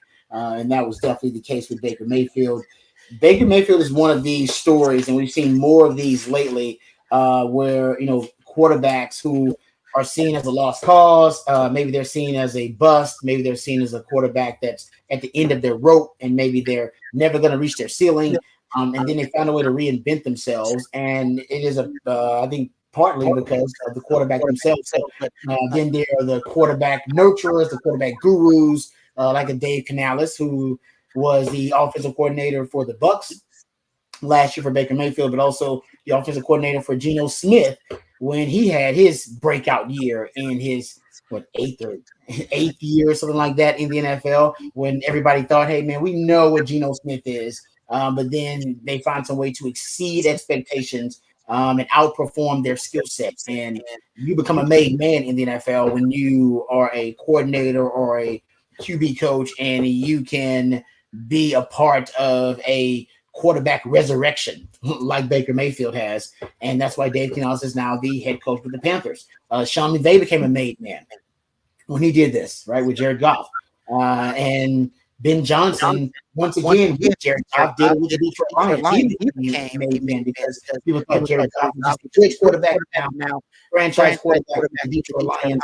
And people thought that he could never again achieve that status. I think Mike McDaniel's done it with Tua, right? And then now he's getting some of that kind of made man status. So that's what I love about the Mayfield story. We're seeing more of those types of stories. I hope we will see more of them, because I don't necessarily think a quarterback is just all the time. I don't think they're a lost cause or a bust. I think a lot of the times there are just a ton of factors that play a role in whether a quarterback is going to be a bust or not, or whether a quarterback is indeed a lost cause, or if they're relegated to being a backup. That was not the case with Baker, and people thought for a while it was. When he went to Carolina, went to the Rams, and then went to Tampa Bay, found the right place for him, found the right quarterback whisperer, if you will, in Dave Canales, and became, the best version of himself. Had a breakout year.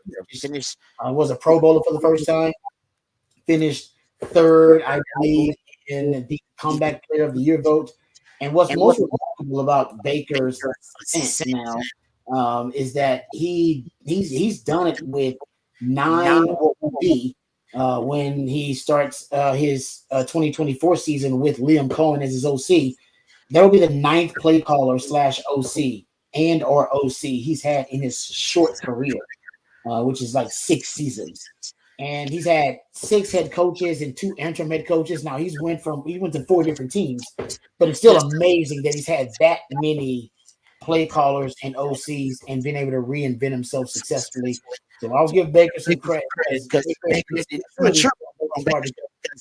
Baker has been great, always great, and able to internalize and motivate himself based off what he deems as disrespect or slights against him. And he did a really good job in college. That's why he ended up being the first number 1 overall pick that came from being a walk-on, right? Talk about the humblest of beginnings. And the reason he did that, because he took all the disrespect and all the people were, not showing him love, not giving him enough credit, not scholarships or Texas Tech, not making him the starting quarterback or whatever it may be. And he was able to use that as motivational currency. And he spent it on the field, and it was what drove him to be, one of the great players in college football history. And when he got to the NFL, he was still internalizing all of that, what he perceived as disrespect. And he was still internalizing all of the slights, but he started spending the motivational currency in the wrong places. He started getting into beef with the media about what they were saying, right? He was keeping tabs on who was saying that he was going to be a bust and who wasn't a Baker fan. He was keeping tabs on that. He started spending it with his own teammates. His teammates actually, at one point, they got into it with Odell Beckham Jr. and at one point was getting into it with players about their status or contract status with the team, which is always a no. Don't go pocket watching for other guys. But my point is, he was spending that motivational currency, which usually was spent on the field. He was spending it elsewhere, and then on the field didn't have enough motivational currency left. I think he was out of the that internalized power that he had, right? He was almost a force of nature, because that chip on his shoulder was so big that he was always able, on the football field, he was always able to turn that into, almost a motivational force, whether it be like a guy's not wanting to shake his hand in midfield, or whether it be, somebody planting a flag in his field, whatever it was, he would use that. And then he would, like I said, turn it into some motivational currency. And now I think he is back to a mature point in his career where he doesn't necessarily have to do that. I think now he's back to being comfortable with who he is as a quarterback, and he doesn't have to force himself to be the villain all the time now to try to find that motivation. Like, he's got it now. I think now he knows how to replicate that internal process. At one point, I don't think he did. I think now he's mature enough to know how to do it. And now, whether can he replicate last season on the field, that's different. But there's no question Baker Mayfield always works better as the underdog, or what he perceives as being the underdog. Yeah, and I mean, he had that 11-win season, and that kind of seemed like the tipping point where he felt like he had arrived. He deserved a certain amount of respect at that point. He was no longer the underdog. Baker Mayfield was the front runner, and he was the guy. And they don't know if he knew how to deal with it from that point. And that's where the struggles kind of started, was when the next year they had more issues and he wasn't able to replicate that same season. Now it all starts to fall apart because he's trying to treat it as he's a front runner instead of being the underdog and accepting that role. We talk about it. Tom Brady was the king of that. Dude is being called the greatest of all time and would still walk out and say that he was the underdog. We say Michael Jordan was a guy that in his Hall of Fame speech talked about how people didn't respect him and that Byron Russell thought he could guard me. Like, that was in his Hall of Fame speech. He was talking trash.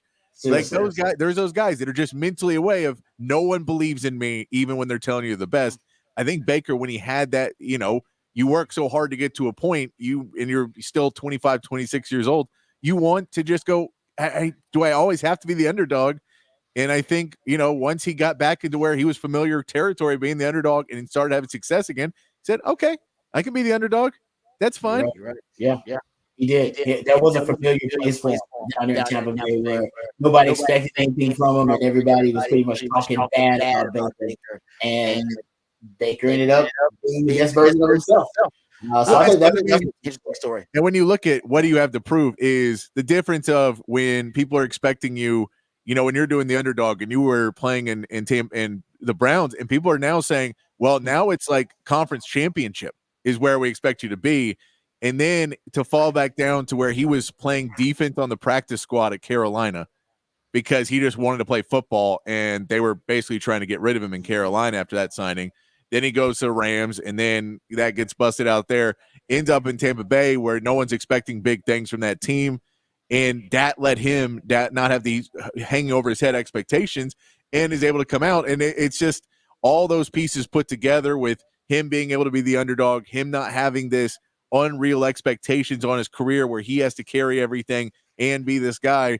It sets him up properly where he's, part of it is being humbled, but it's also understanding, when people say, are you the best? Are you a top 3 quarterback in the NFL? You go, well, no, I'm not a top 3 quarterback, but I'm also not a practice squad guy either. Yeah. There's somewhere in the middle, and I can go be the best of that, and I can still be a starting quarterback in the NFL, and that's where he found his spot. Got one playoff game. I mean, he's won multiple playoff games, which ain't easy to do, guys. It's not easy to do. Cowboys fans know that, right? Playoff games ain't easy to come by. Appearances are the wins.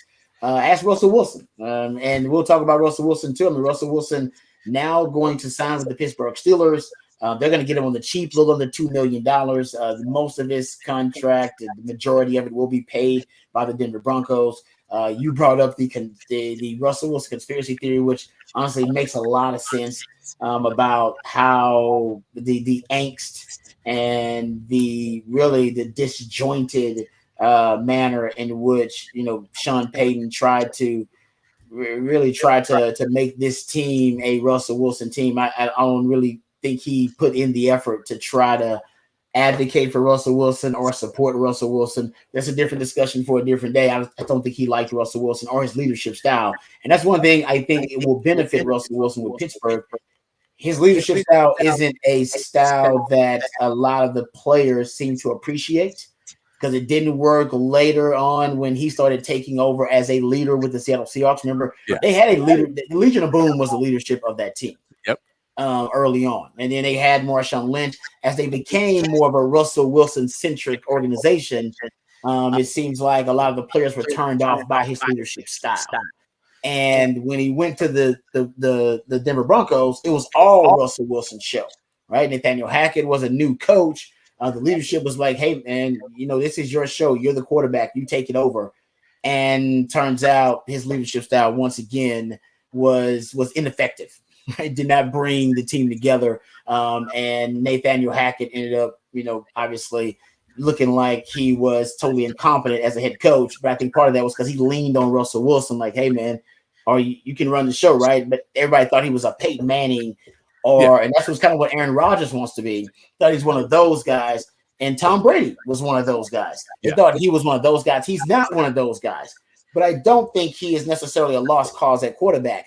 Now with the Steelers, he doesn't have to be necessarily the leader in the locker room.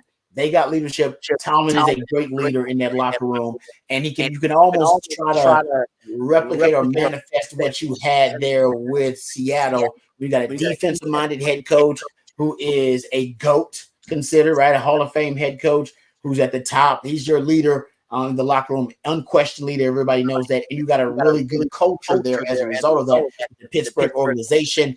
And now Russell can just go in there and try his best to be QB1. I don't even know. Franchise quarterback might be too much.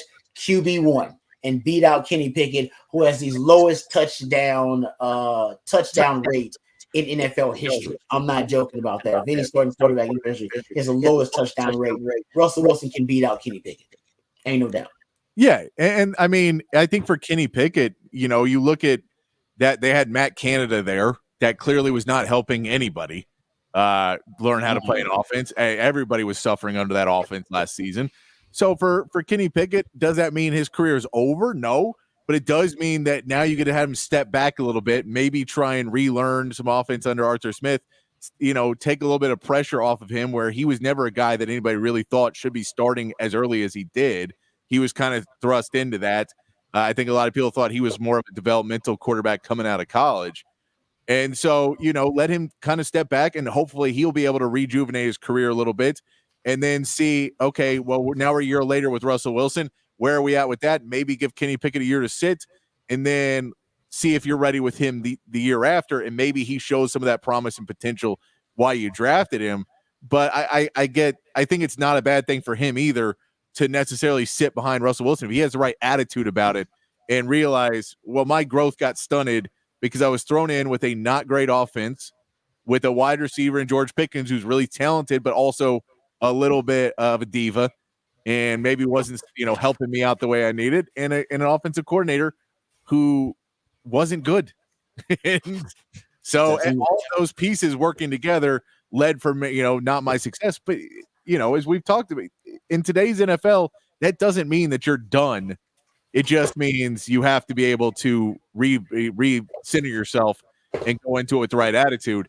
But Russell Wilson gets to come in. I always loved his deep ball. I think he's a great deep ball thrower because he puts so much work on it that, if you're able to mix the deep ball with that run game, which is what Arthur Smith loves to do, is have that run game. You have Jaylen Warren, you have Najee Harris there already. You have some good running backs. You have the grit and toughness that Mike Tomlin has built there in Pittsburgh to be the team to be tough-nosed and run the ball, and then have Russell Wilson be able to break you out over the top. And then you just, have to hope that Arthur Smith uses the good players and not try to go. And, hey, Russell, just throw it to our fourth stringer. Yeah, use the decoys. Yeah. No, but you're right about the deep ball. Sean Payton's offense, actually, think about Drew Brees' time there. It is a high percentage passing game based on a lot of crossing routes. Yeah. And a lot of breaking routes. It's not really about vertical shots downfield. That wasn't Drew Brees' strength. So why would you build an offense like that? And that is Sean Payton's offense. Also Nathaniel Hackett's offense. Nathaniel Hackett's offense really is not a vertically centric passing game.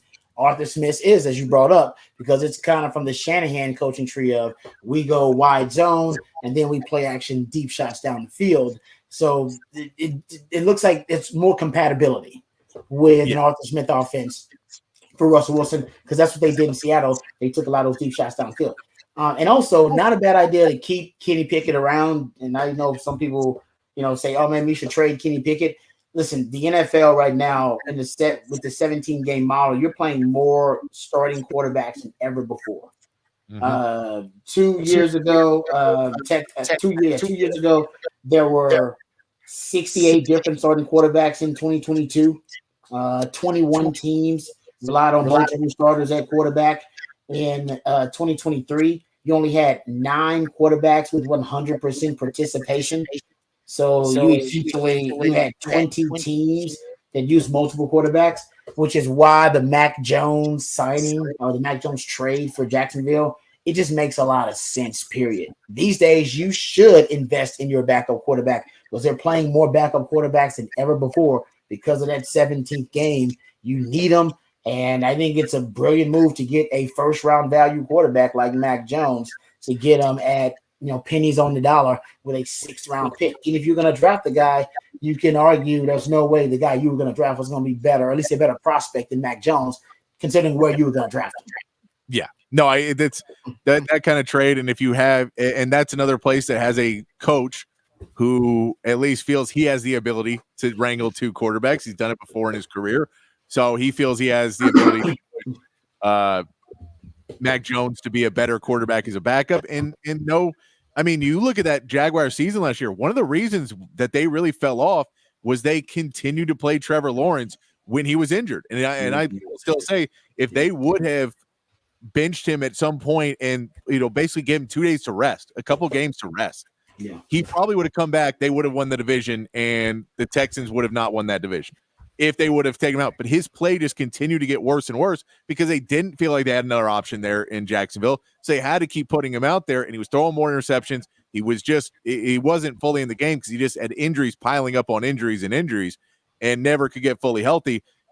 Getting a Mac Jones helps you address that situation that I don't need Mac Jones for 17 games. I need 9 to 10 quarters out of Mac Jones. And so I don't know where those quarters will come, because it may be 2 quarters somewhere and then Trevor's back the next week, or maybe a full 4 at one point. But I just need 9 or 10 quarters out of Mac Jones in a season. And if I can get that out of him, then he's worth the 6th-round pick. It's not. I totally agree. I love the way you said it. 9 to 10 quarters. That's what you need out of him. If he does that, then he's done his damn job. Because these days, more and more, we're starting to see teams have to go to their backup to win a crucial game here and there, and they can do that. Sometimes that's all the difference. Or sometimes you can just have the best defensive lineman on the field too, and he can just be a guy that wreaks havoc and be a force multiplier for you. That's Chris Jones, who you could argue, he could have catch a couple of them Super Bowl MVPs as well as Patrick Mahomes, because he was just as integral in those Super Bowl wins. I was at the last Super Bowl. Was that Super Bowl 58 that we're talking about here? But then Super Bowl 54 too, when they played against San Fran.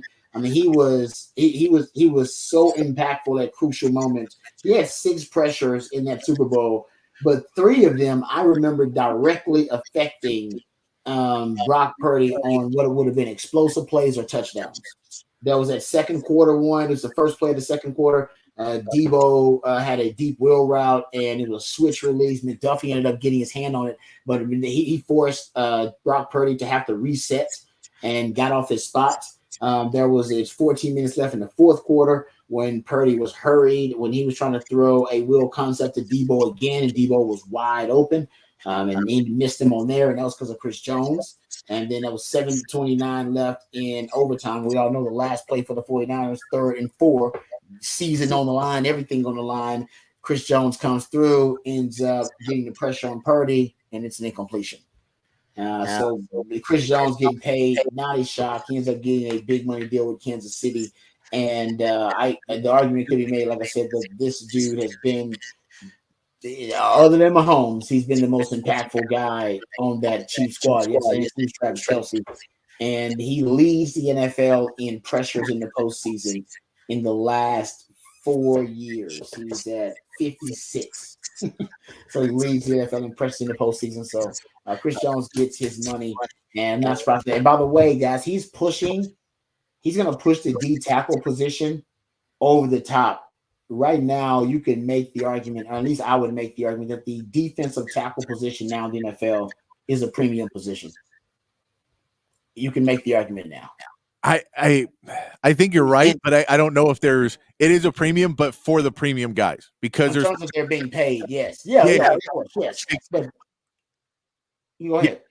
I don't think that I don't even know if there's 20 premium D tackle guys in that, so there are those guys for sure, but it's a premium position, but unlike quarterback or wide receiver now, or those where there's enough guys in the league where you're going to be able to, guys that aren't necessarily the top guys are going to get it. I don't know if, like when we look at a Jonathan Hankins as the example from the Cowboys, great run stopper, does some things well, but he's not in that conversation. So I do agree the top guys for defensive tackle, that Chris Jones does push it over, which we know Eric Armstead's going to be a free agent now. He's looking at that, didn't want to take a pay cut because he feels that he's in a premium position. I'm telling you, they're going to push it over, because if you look at growth, just in terms of value of the position and the growth of it, the interior defensive line position from 2014 to 2024 has seen the biggest average growth, 104% of the growth of the position in terms of the value, in terms of what it's the franchise tag value and what it's worth right now in the NFL. 104% growth over that 10-year period from 2014 to 2023. That's a lot of growth, and like you said, it's the top guys, the guys who can be a run stuffer on early downs and a pass rusher on later downs.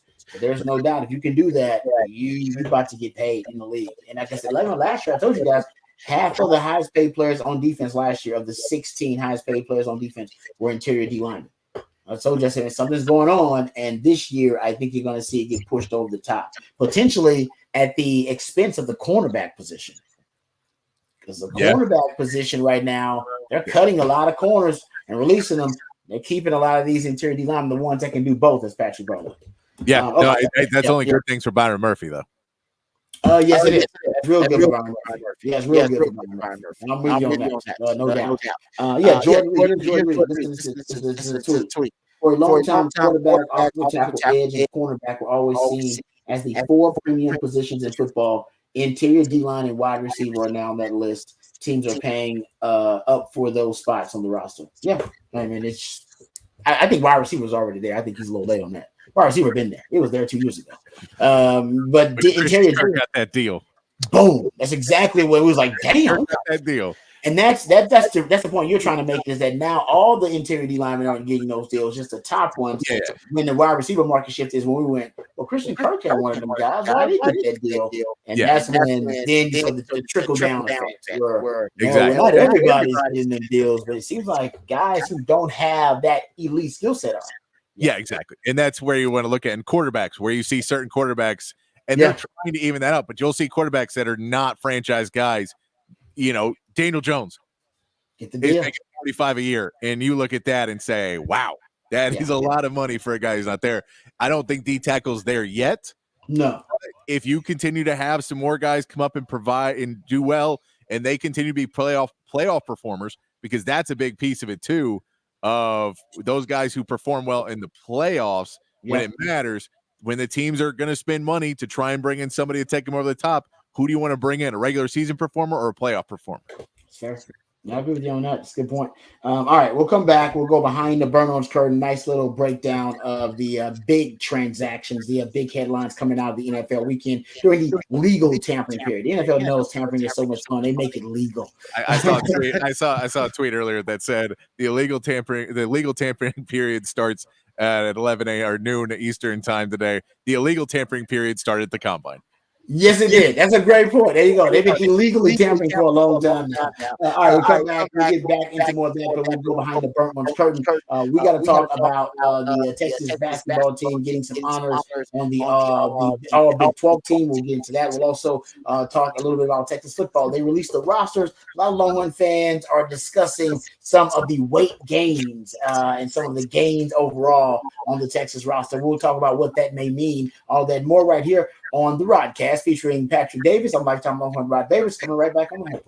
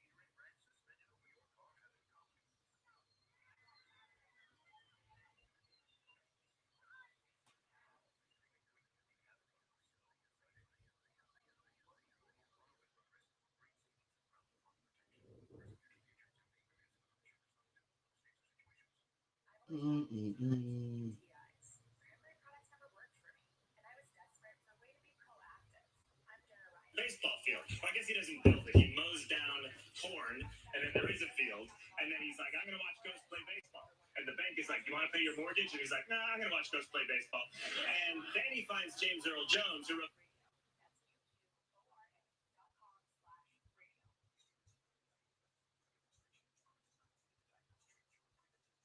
The Boat Rocker, which I thought was a real book deep into my 20s. And he's like, people will come, Ray. He's the only one with a financial plan.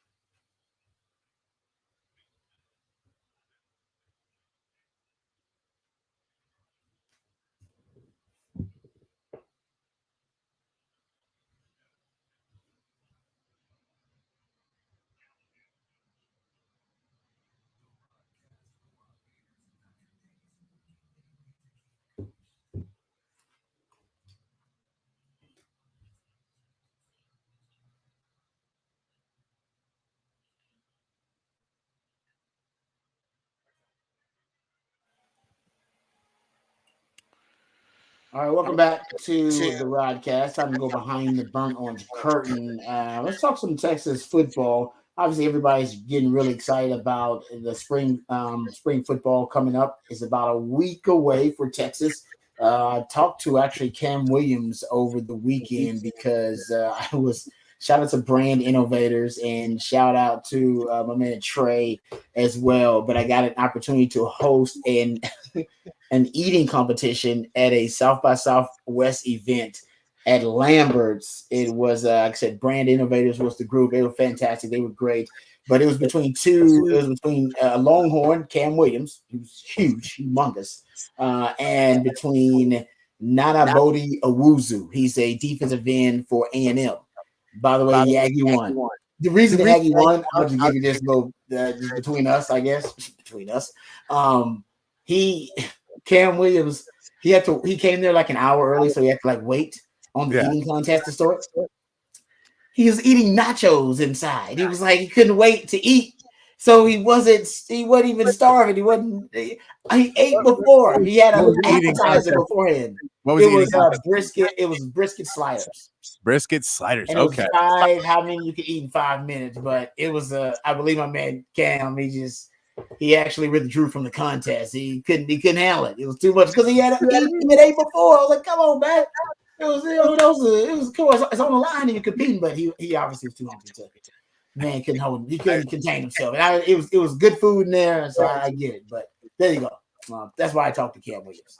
I like that. I could not imagine you as the guy to host a eating contest. As a guy who I know who doesn't eat it, take it to go. Not eat in public. Yeah. The eating contest seems. I'm not the guy who I would not do that either. I'm not a fan of that either. I was grossed out by it. I'm not gonna lie. Let's grossed out by it, but it was still fun. We had a lot of fun. It was good. He tried to dip it in the water and tried that trick. Really, the Aggie started off with I'm gonna give him props. It was a good strategy. He went two at once for like his first couple of handfuls. He went 2 at once, and that put him boom. He had a huge lead on my man Cam. In addition to Cam, obviously eating nachos beforehand, not a wise move before an eating contest. But there you go. Anyway, but I got a chance to talk to them about the team. They're really excited about spring football coming up right now. They're on spring break, and they're going to come back and hit it hard for spring practice. But the roster was released, and there are a couple of items on the roster that stood out to Longhorn fans, Patrick, and had them freaking out. So first of all, Anthony Hill is a monster. Anthony Hill Jr. is a monster. He's up 9 pounds on the spring roster compared to his freshman weight last fall. He was at 234. He's at 243, and he's every bit of it. He's a grown man. Sadir Mitchell is listed at 372 pounds. Patrick, that's 372. That's Devontae Sweat was playing at 365 or whatever he was. That's true. Yeah, he's 6'6", 372. That is it's a large man. That's a huge human being. So I want to see how he moves with that. If he's 372, I got to see how he moves. I'm glad he's that big, but I want to see how he moves because I'd like to see him 372 at the start of spring training, and you get at least see if you can make it through spring at that weight, or if that's not sustainable. But you do that before the season. So if he needs to drop a few before the actual season, this will be a good test to see, hey man, are you actually able to do this and get up and running down the field and do all the drills and do all that, hard things to do. I would have been hard for me to do when I was 19 years old and in shape. None of that stuff's easy. So I can't imagine being 372 and trying to do that. Hey man, they need somebody to replace Devontae Sweat, and he's supposed to be the guy because they have 3 techniques. They have 3 techniques. The zero technique is usually right over the center, right over the football. Devontae Sweat was doing a lot of that, and they don't really have one of those right now. They don't have a true zero technique. I'm sure Alfred could play it, but that's not ideally what he does. Sadir Mitchell could step up and be that guy at 372. Like I said, he would be a rock of Gibraltar there in the middle. Kendrick Blackshire, the Alabama transfer linebacker, 28 pounds heavier. Remember, he's going to be a run stopper. So when you play Michigan, when you play Kentucky, they got power running. Georgia. When you play them teams, they're going to decide, man, we're just going to run power on these dudes and run right down their freaking throat. He may be your change of pace. Hell, so you'll need guys like Sadir Mitchell. You're going to need run defenders because you're going to have like 3 games this year where teams are going to try to run it down your throat. And that will be Georgia. That will be some of the best teams you play. Georgia, Michigan, Kentucky. They'll be tough games. Quinn Ewers is at 205 pounds now, listed at I think it was last year listed at 195 pounds, so he listed about 10 pounds heavier than he was last year. Remember, last year he was lighter, so he was running a lot. but he's got to build enough armor to make it through an entire season. NFL scouts want to see it now from Quinn. He hasn't made it through an entire season of football since like his sophomore year of high school. At this point, they want to draft you to be a franchise quarterback, to be potentially number one overall, definitely the first quarterback taken off the board. You got those type of aspirations. You got to show them you're durable enough to make it through an entire season. That includes not trying to run over linebackers who, when you're scrambling in the open field. That, you don't need to do that. It's okay. You can slide, get out of bounds. We all know you got cojones. It's okay. We know you got the scones. Yes. Nobody questions your testicular fortitude. You're good. You're good, Quinn.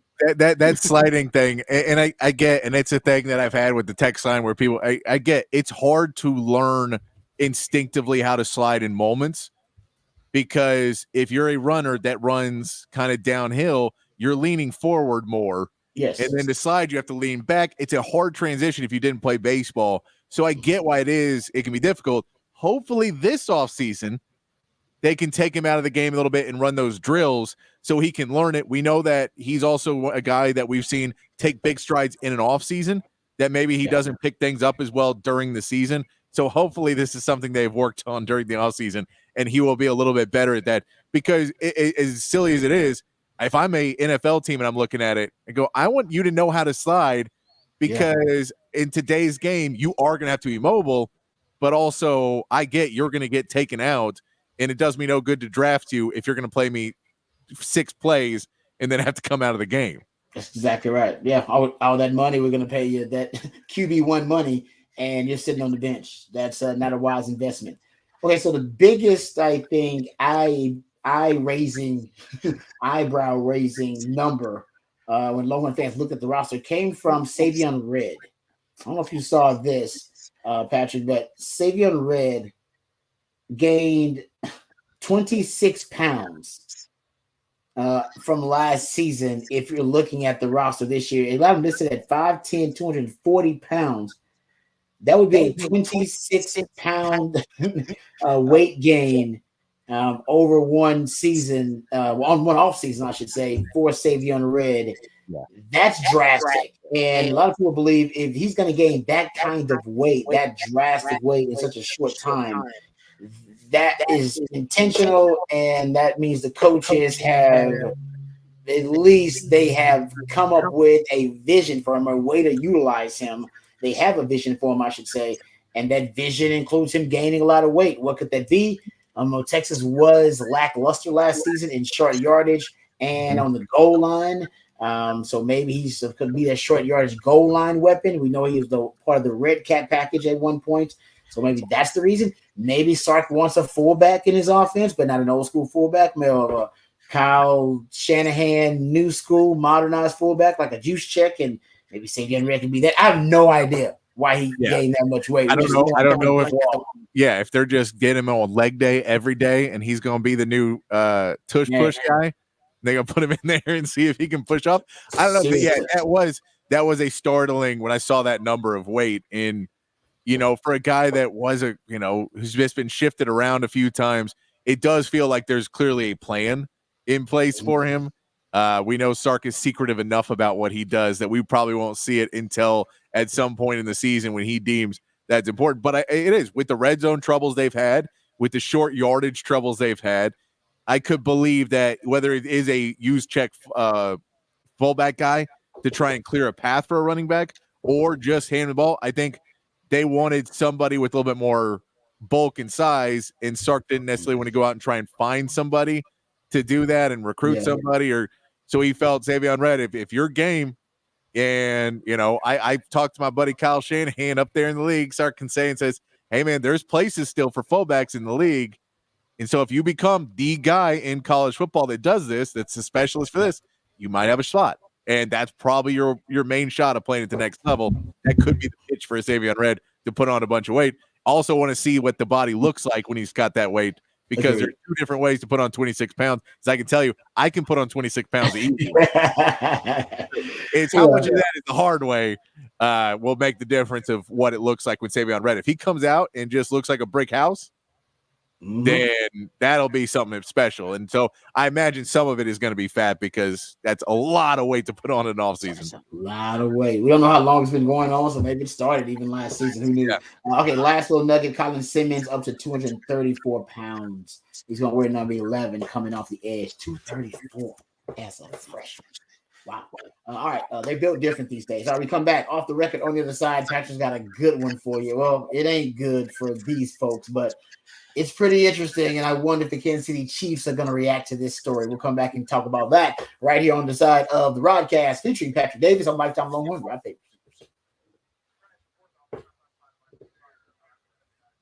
Yes, sir.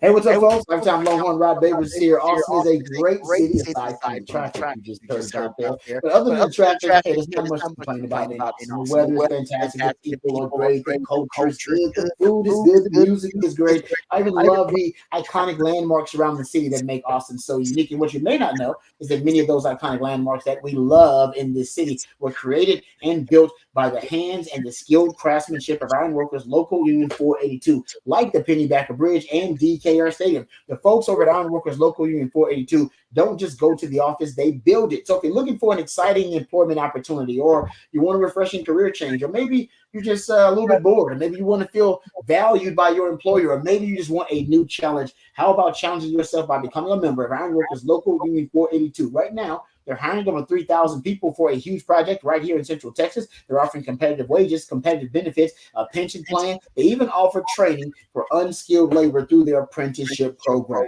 So what are you waiting for? Become a member of Ironworkers Local 482 and take pride in the type of teamwork and craftsmanship that help shape the future of our great city.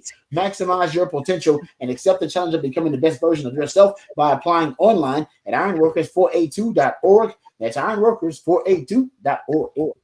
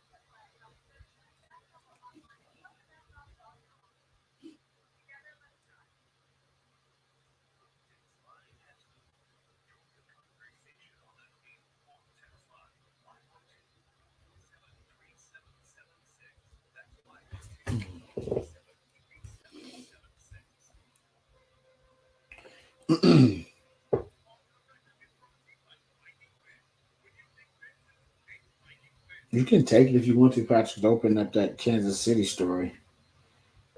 That was pretty cool. Mm-mm.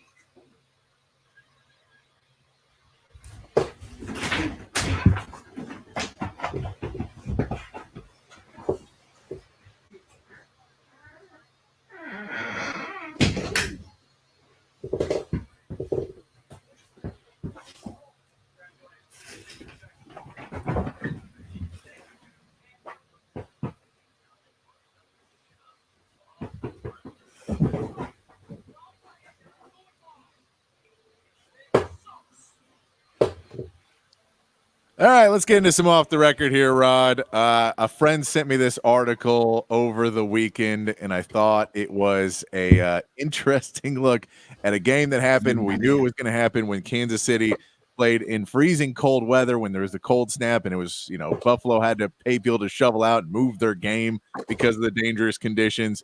But Kansas City, the report was that a Missouri hospital, the Research Medical Center, provided they didn't provide exact numbers, but they did say that they had several people that have come in, dozens was in the article, that had come in to be treated for frostbite after going to the game. And some were not at the game, some were just around the city, but they were being treated for frostbite. And now several of them have had to have fingers and toes amputated due to frostbite because they were at this Chiefs game.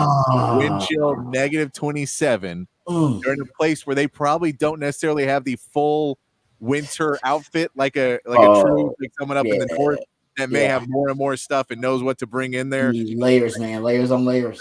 And people are losing fingers and toes, they said, and they expect more. That's the craziest part of the article is they said basically because some of this frostbite, they're basically waiting to see and trying to treat it. But if it ends up getting worse and worse, then they'll have to amputate eventually. So they expect more amputations to come.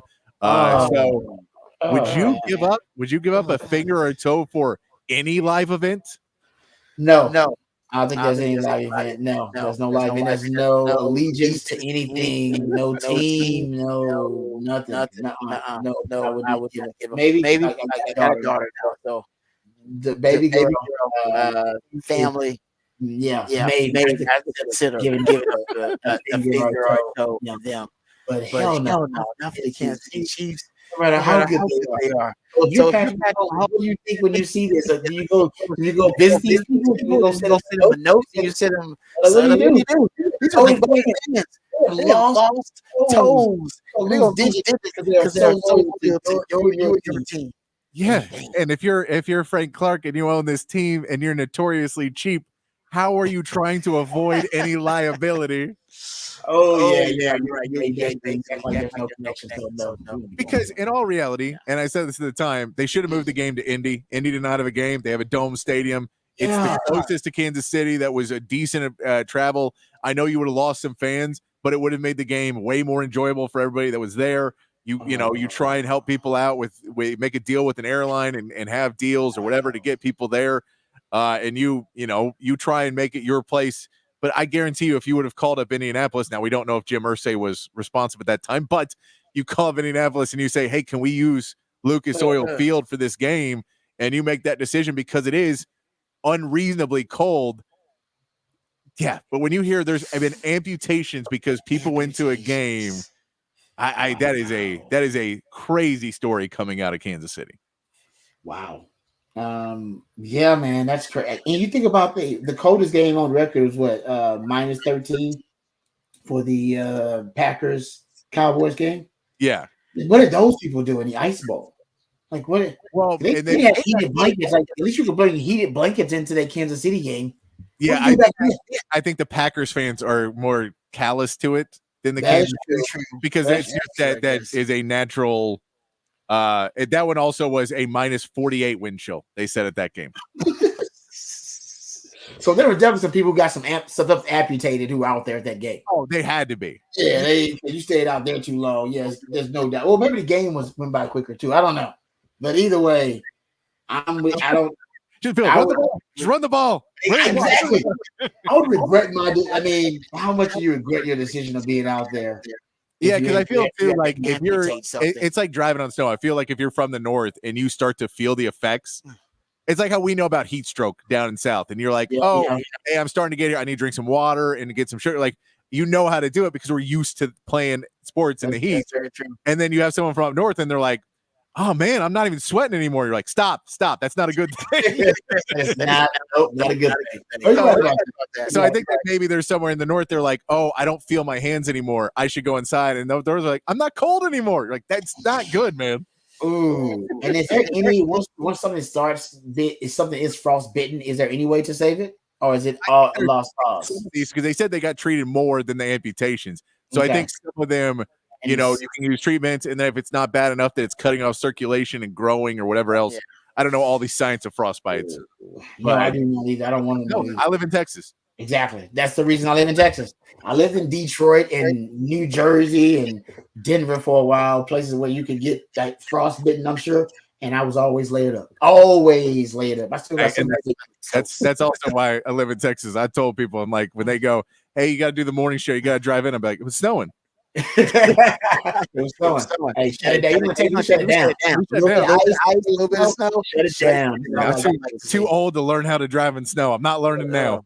No, I learned how to do it. I don't like it. I how to do it, and I don't like it at all. Not a fan. All right, we come back. We'll get into big headlines of the day. Got your horn headlines. We'll talk about the Texans and the Cowboys specifically. What do they need to do in free agency coming up? When it starts, not official. It's an illegal tampering period. When it does start, with the Cowboys and the Texans need to focus on. We'll talk about that on the Rodcast coming up, featuring my man Patrick Davis. I'm Lifetime Longhorn Rod Davis right here in the horn.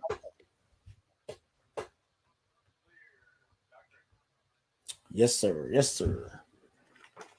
Hey, Kiki. Here you get up.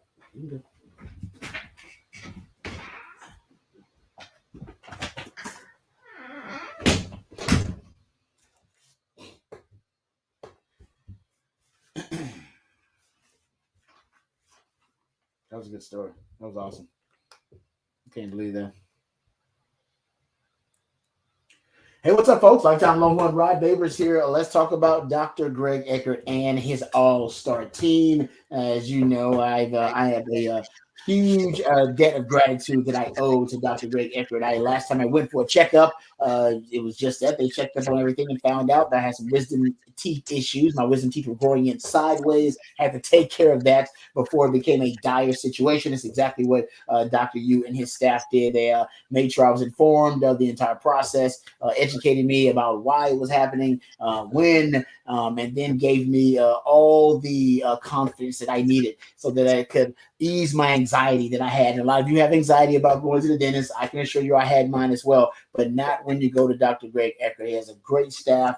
They do a really good job of putting you at ease, making sure that you're relaxed before you go through any procedure. It doesn't matter what you need. Maybe it's something as dire as I had, where you had to have several wisdom teeth removed, or maybe it's something relatively simple, just like a teeth cleaning, or just a simple checkup, or any general dentistry, teeth whitening, dentures, porcelain crowns, veneers, dental implants, full mouth reconstruction, even root canal therapy, whatever it takes to ensure you're getting the best quality dental care available. That's what Dr. Greg Eckert and his team are all about, folks. So it doesn't matter how long it's been, and it doesn't matter exactly what you need done.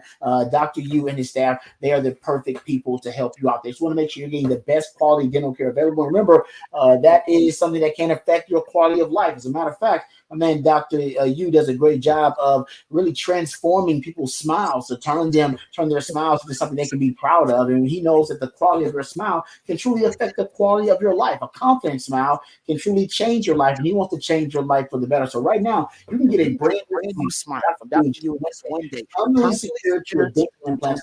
Sometimes still without teeth, temporary fixtures, they can fix your confident smile and smile again with confidence, freely, without pain or discomfort. We're talking about a lifelike permanent solution. So if you've been told your teeth need to be replaced, just call Dr. Yu today and learn about this complimentary consultation. 512-345-3166. That's 512-345-3166. Or visit DrEckert.com.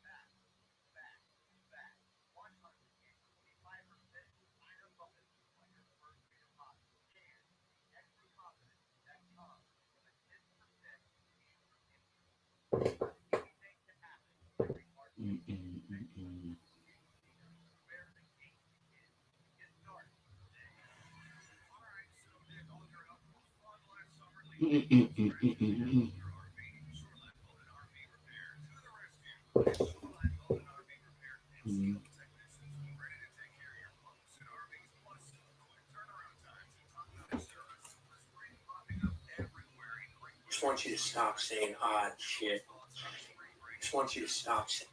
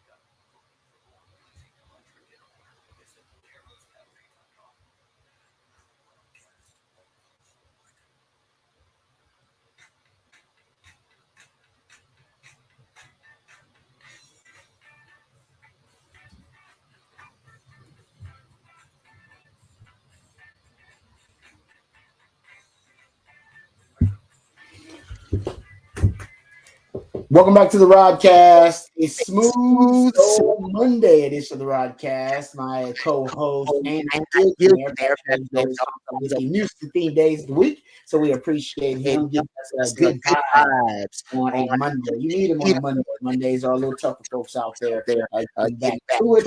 Appreciate all you guys joining us on a smooth Monday. The text line is 447-777-76. Pass the big poll of Dave up there as well. He wants to know who's going to be the biggest bust in this upcoming NFL draft. We name a specific player. I don't know why. I want to say I like Drake May, but I don't know why Drake May kind of comes up. Well, if Drake May goes to the Commanders, that is a yeah. That's one, and that's Cliff Kingsbury would be there, I believe, right? He's the OC there in Washington. There was a reputation for being a quarterback nurturer and a quarterback guru. But yeah, I mean, I would say going back and watching Drake May's film, he wasn't done any favors there. They had an offensive coordinator change at one point in the last year for him. He lost a lot of weapons there. There's no excuse, but that may have been the reason for the regression. So that jumps out there for me a little bit too. That I'm more of a Jaden Daniels fan than a Drake. Yeah, and that's I think you put him in, especially if he goes 2 and Jaden Daniels goes to 3, then and Drake May doesn't equal the same as Jaden Daniels. Then that adds into it of is he the bust, because he shouldn't have gone, and everybody says Jaden Daniels should have gone before him. That could fall in there. J.J. McCarthy is one of those wild card guys because people have him up. I've seen him as high as 6 now in mock drafts. Payton reportedly, since we're talking about the Denver Broncos with the news that Russell Wilson's going to sign with the Steelers, reportedly Sean Payton really likes J.J. McCarthy. Yeah, I've seen him all the way up. He wants him to sit, and sit and develop for like a year and then be his future starting quarterback. While they work their way through this salary cap hell, like let him sit while they work through the salary cap hell, and then he'll be the future franchise quarterback for him. Yeah, because they have most of their picks going forward because of the Sean Payton trade should be over. The Russell Wilson trade should be over by then. They'll have most of their picks. So yeah, next year most likely looks like they're going to be tanking a bit more and just kind of dealing with it wherever else. But leave JJ McCarthy out of that if you draft him. That's kind of when you go for it. But yeah, but if he goes top and then never really gets and never develops and has that Trey Lance so far career that he never really sees the field, does he fall in that category? So yeah, I think, and you could put up there. I don't think anybody really thinks Marvin Harrison Jr. is going to be that guy. Oh yeah, one of those receivers is going to bust out though. Not all of those guys. Yeah. And so if you take a wide receiver before somebody else who does a lot better, that's another one you could put in there. Normally, if there's an offensive lineman or defensive lineman in the top 3, then you can put him in. But I don't think there's going to be one this year.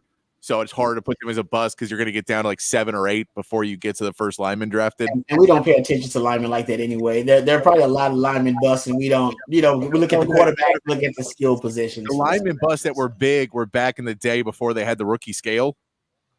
And you get a left tackle, and he'd get at a rookie deal, $85 million deal as a rookie. And then never be good. And so like those were the ones where you'd have huge busts because the contracts were such a big part of it. That's why Sam Bradford was such a bust. It wasn't that he was the worst quarterback. It was he signed a historic deal and they had to make a rule about rookie contracts because he basically crippled a franchise by not being good enough. Yeah, no, it's he signed another deal too in the NFL that was pretty damn good. Sam Bradford got his straight cash home. Yes, he did. Yeah, he did. I don't know if he earned it all, but he's got a damn good agent.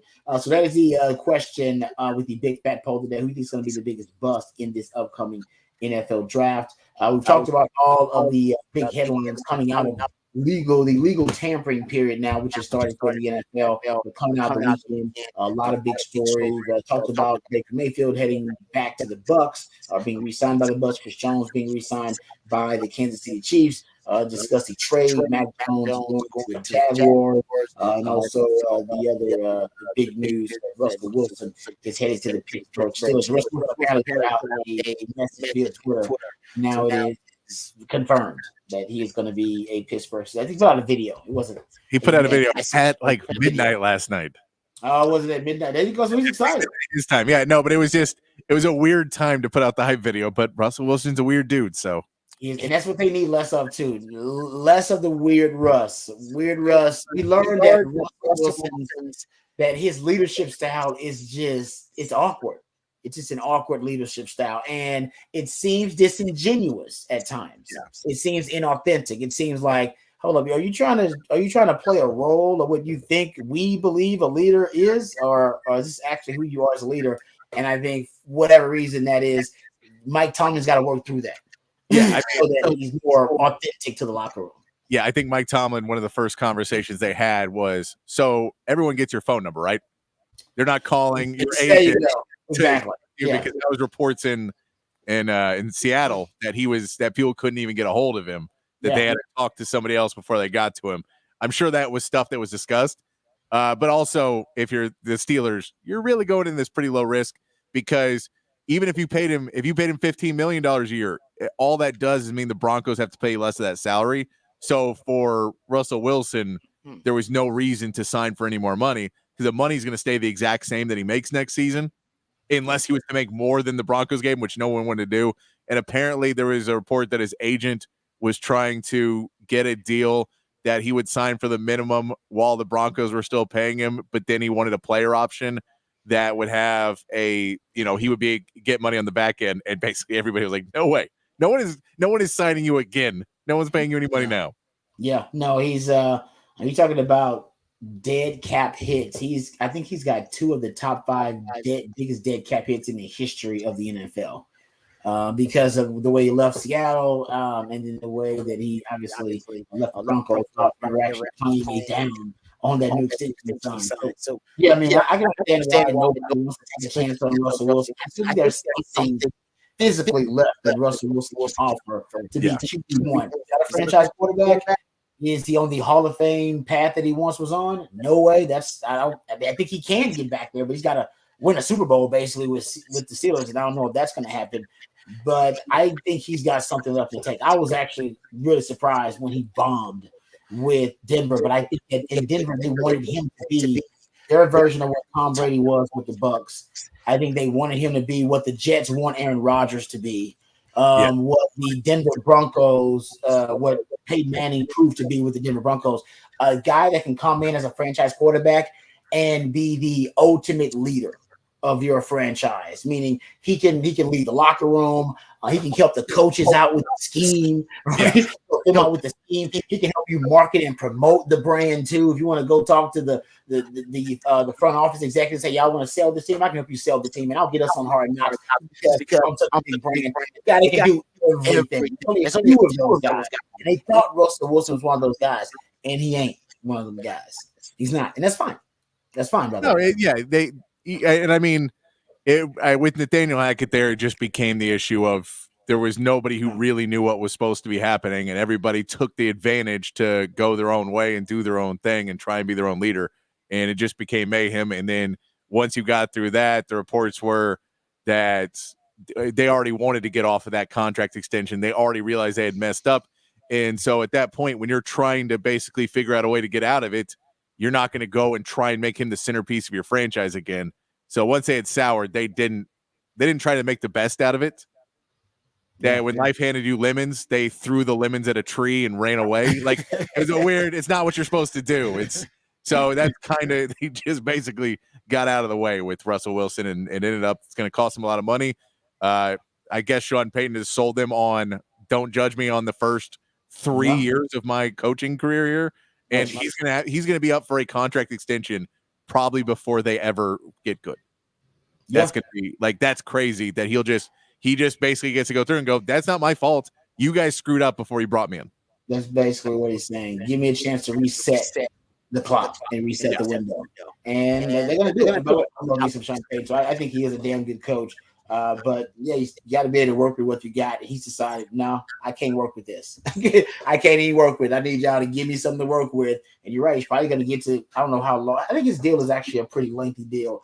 But you're right. He'll probably end up trying to get at least talks for an extension before they see any return on that investment. All right. Before we get to Rod's rant, we got the Horn headlines we got to get to. My man Patrick, one more time, is going to get us informed, educated on the big topics of the day. Then we'll come back and get into Rod's rant. That's when we'll talk about what the Texans and the Cowboys are going to do and what they need to do in this free agency period coming up for the NFL. First, let's hear from my man Patrick on the Horn headlines. All right, your Horn headlines brought to you by Top Gun Rentals and Lawn Equipment. Texas basketball picked up 2 big wins over the weekend. The men's team finished their final regular season game with a 94-80 win over Oklahoma, with Tyrese Hunter having his best game of the season with a career-high 30 points and 7 assists. Dylan DeSue contributed 16 points in 24 minutes, setting Texas up as the number 7 seed in the Big 12 tournament, taking on Kansas State on Wednesday. The women's team won their first matchup in the Big 12 tournament 76-60 over Kansas with a group effort of 4 players with double-digit points and a double-double from Aaliyah Moore. They'll play the final matchup, semifinal matchup against number 16 Kansas State this afternoon. Texas baseball won their series against Texas Tech 2-1, including a huge Friday night win, 22-8, that included 2 grand slams.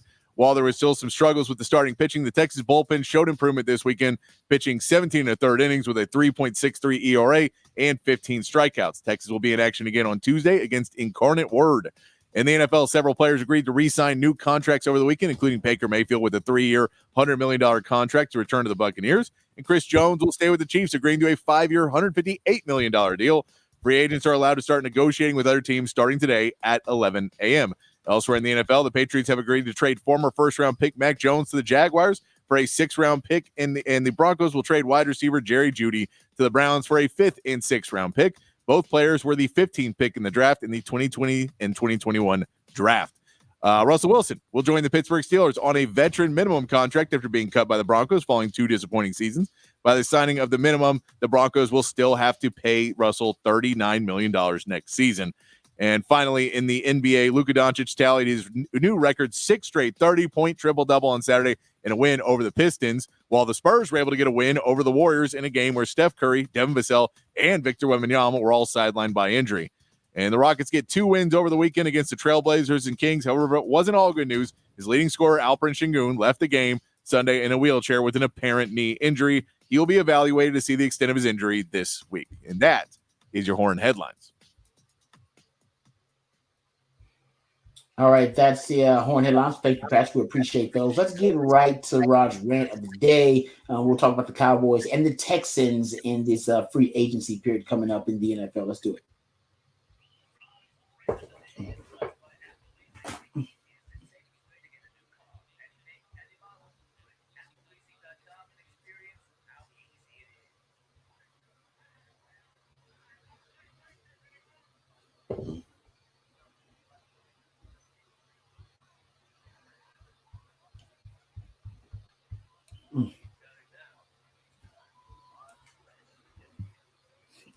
All right, let's start with the Texans. I think there'll be more activity with the Texans. They do have the 6th most free agency, 6th most salary cap space here heading into free agency, I should say. And looks like the Texans are going to be aggressive, or at least that's the belief that they're going to be aggressive, and they should be. This is the window for the Texans. They had C.J. Stroud, who is clearly their franchise quarterback, on the rookie deal. They have close to $70 million in cap space. They need to spend now. And there are a lot of key positions that they could find impact players on in the free agency market. We know lately they've been signing a lot of mercenary deals. That's what Nick Caserio has been doing because he hasn't decided whether or not how they were going to build for the future. Where now you know exactly how you're going to do it. You got your head coach, you got your quarterback, you got Will Anderson, your foundational piece on defense. An interesting name has come up in free agency that people didn't anticipate would be there. Arik Armstead, who failed to reach a restructure agreement with the 49ers. He's going to be released at one point. And now they could designate him as a post-June release, which I think would save them some money. But either way, he's going to be hitting the free agent market. 54 games played last 4 seasons, 14.5 sacks, 19 tackles for loss, and 81 tackles in the interior defensive line position. You throw in the 9 playoff games in the last 3 playoffs, where he had 6 sacks and 30 tackles. He is one of the most intriguing D-line prospects to hit the market. We know him and D'Amico Ryans also have a history because he was on D'Amico Ryans' defense when he was coaching the 49ers. That's a name to watch, Patrick, and we know the Texans need interior defensive line help. That could be a name to watch. We also know the Texans are going to need running back help. They also need defensive end help because they're losing Jonathan Bernard. Maybe they can re-sign him. But if not, they'll be on the market for a defensive end and another edge rusher too. There's also talk that they need potentially more secondary help. And that has come up as well. They got Jimmy Ward in the contract. They got Jalen Petrie. They just signed, I think, Eric Murray to a deal. But pitting free agents, Kareem Jackson, DeAndre Houston Carson. There is talk the Texans could be in the market for another defensive back to really stabilize that DB core. I wonder if they'd be looking at a hometown discount from a guy like Quandre Diggs. Or Xavier Howard. Or Xavier Howard. Both Houston guys. That's a great point. Yeah. Oh, they can go for anybody in the safety market, but hometown. By the way, they like Texas guys. Nick Sirianni's on the record saying, "No, I like guys who are born in the state." He thinks they have more pride in the team if they were born in the state. Or whatever. I mean, it's a good theory, but they do consider Houston players or Texas players more of a priority. And the running back position, of course. The latest fact is that the Texans may be interested in Tony Pollard if the price is right, assuming that running back. That's what it's always about. And yes, they've been a team that has been mentioned as there's mutual interest between the Texans and Saquon Barkley too. That's been out there for weeks now.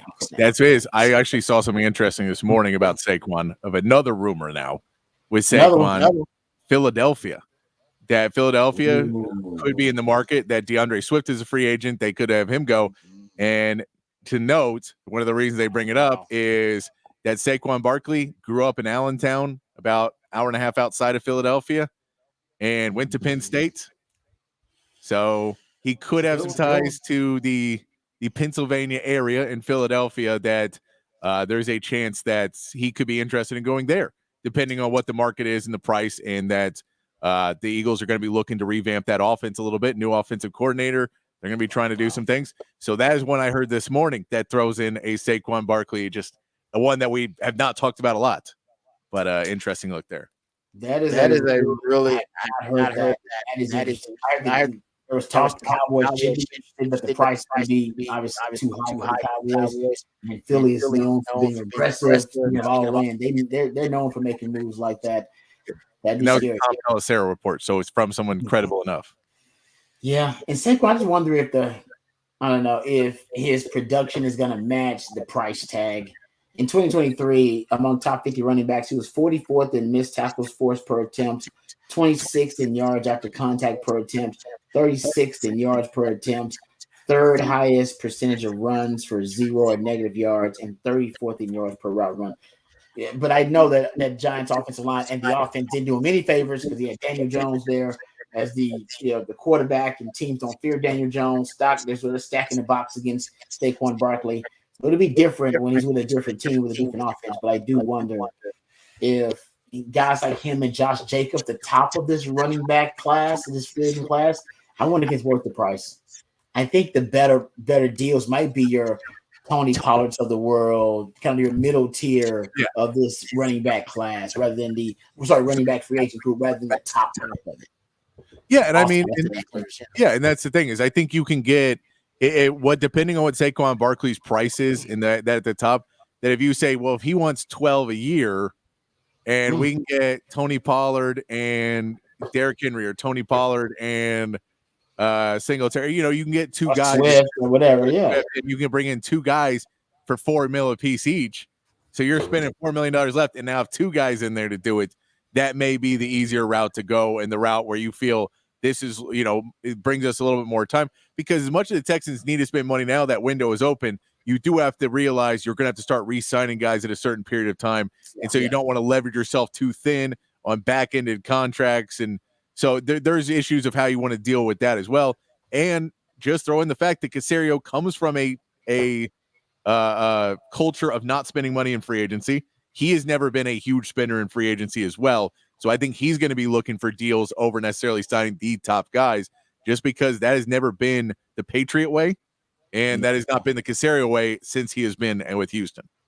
Yeah, and that's the wise way to go about building your roster and constructing your roster, is to do most of it through undrafted free agency and through undrafted guys and through the draft. And then you supplement with trades and you supplement with free agency. And I think Nick Caserio is one of those guys. But this year, the circumstance is so unique because you're ahead of schedule.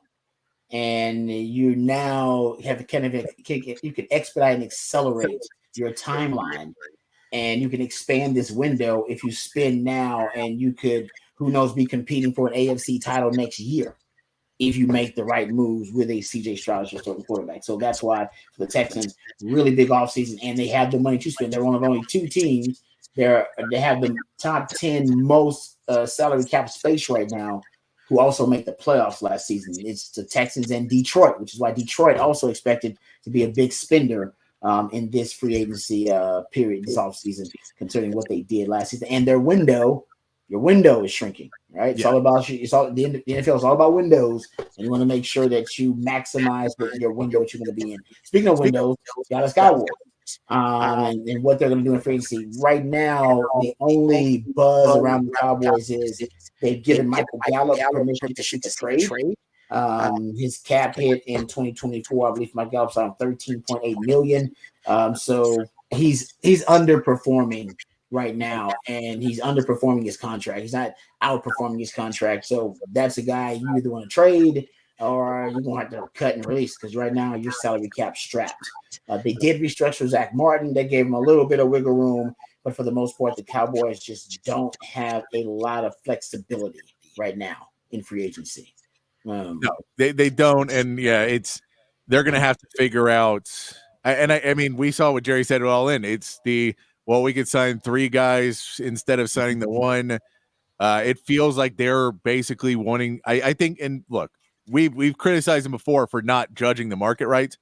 That they traded Amari Cooper before the value, that they didn't sign a running back because they didn't judge. They may be this point trying to figure out the market before they go and make a full plan and what they're going to do. They may just say, we're not good at prognosticating the market, so we're just going to wait a little bit, and then we'll know how much cap room we need to create. We can go out and try and get our guys in, but we're not going to we're not going to jump. We're going to wait to see a little bit and hopefully find some guys out there. We're not going to be able to get the top guys anyway. So why don't we wait just a hair and kind of talk to them and keep their agents on the line, but not necessarily make the big moves until we know what the market is.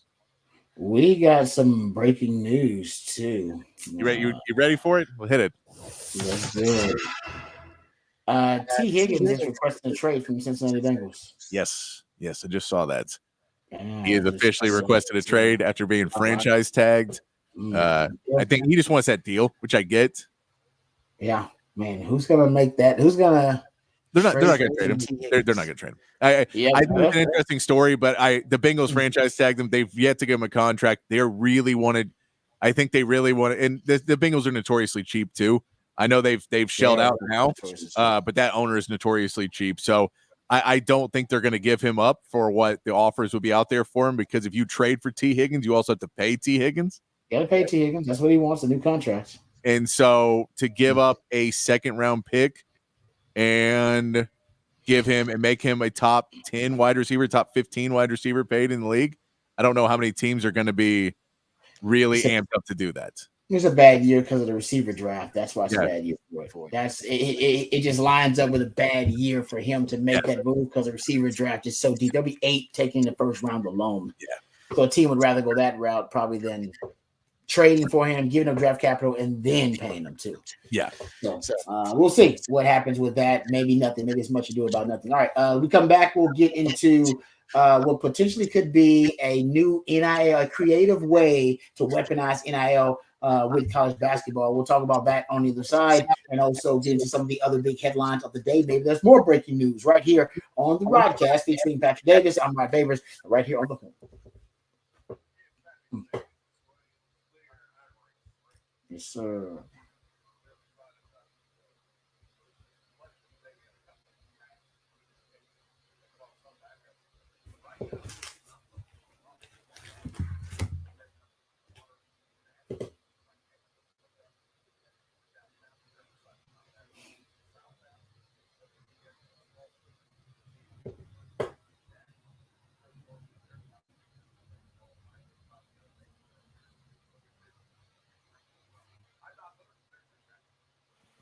Hey, what's up, folks? Lifetime Longhorn Rod Babers here. Aside from the traffic, we all love the city of Boston, and what's not to love? Great city, great people, great music. It's got really good food, it's got a really good culture. I love all the iconic landmarks around Austin too. And what you may not know is many of the iconic landmarks in the city were created and built by the skilled craftsmanship of Ironworkers Local Union 482, like the Quinnipiac Bridge and DKR Stadium. The folks over at Ironworkers Local Union 482 don't just go to the office; they build it. So if you're looking for an exciting exciting employment opportunity or maybe a refreshing career change, you can become a member of Ironworkers Local Union 482. Right now, they're hiring over 3,000 people for a huge project right here in Central Texas, and you can become a member of Ironworkers Local 482. They're offering competitive wages, competitive benefits, a pension plan. They even offer training for unskilled labor through their apprenticeship program. So become a member of Ironworkers Local 482 and take pride in the type of teamwork and craftsmanship that help shape the future of our great city. Maximize your potential and accept the challenge of becoming the best version of yourself by applying online today at ironworkers482.org. That's ironworkers482.org.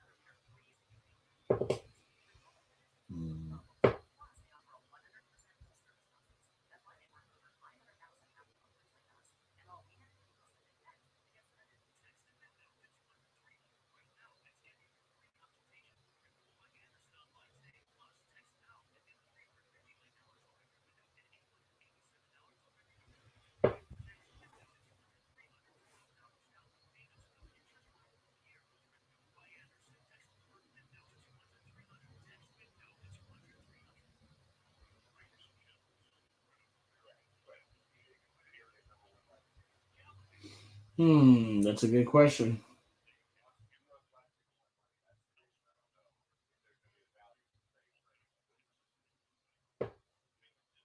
Yeah, I mean, yeah, I'm not sure if he's a number one. I can't. I don't necessarily. He didn't jump off the. He doesn't jump to mind, or at least come to mind when I think number one wide receiver.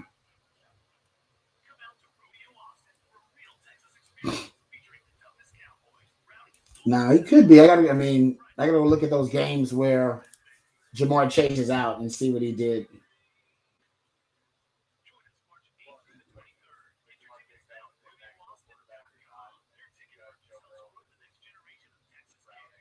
Yep, exactly.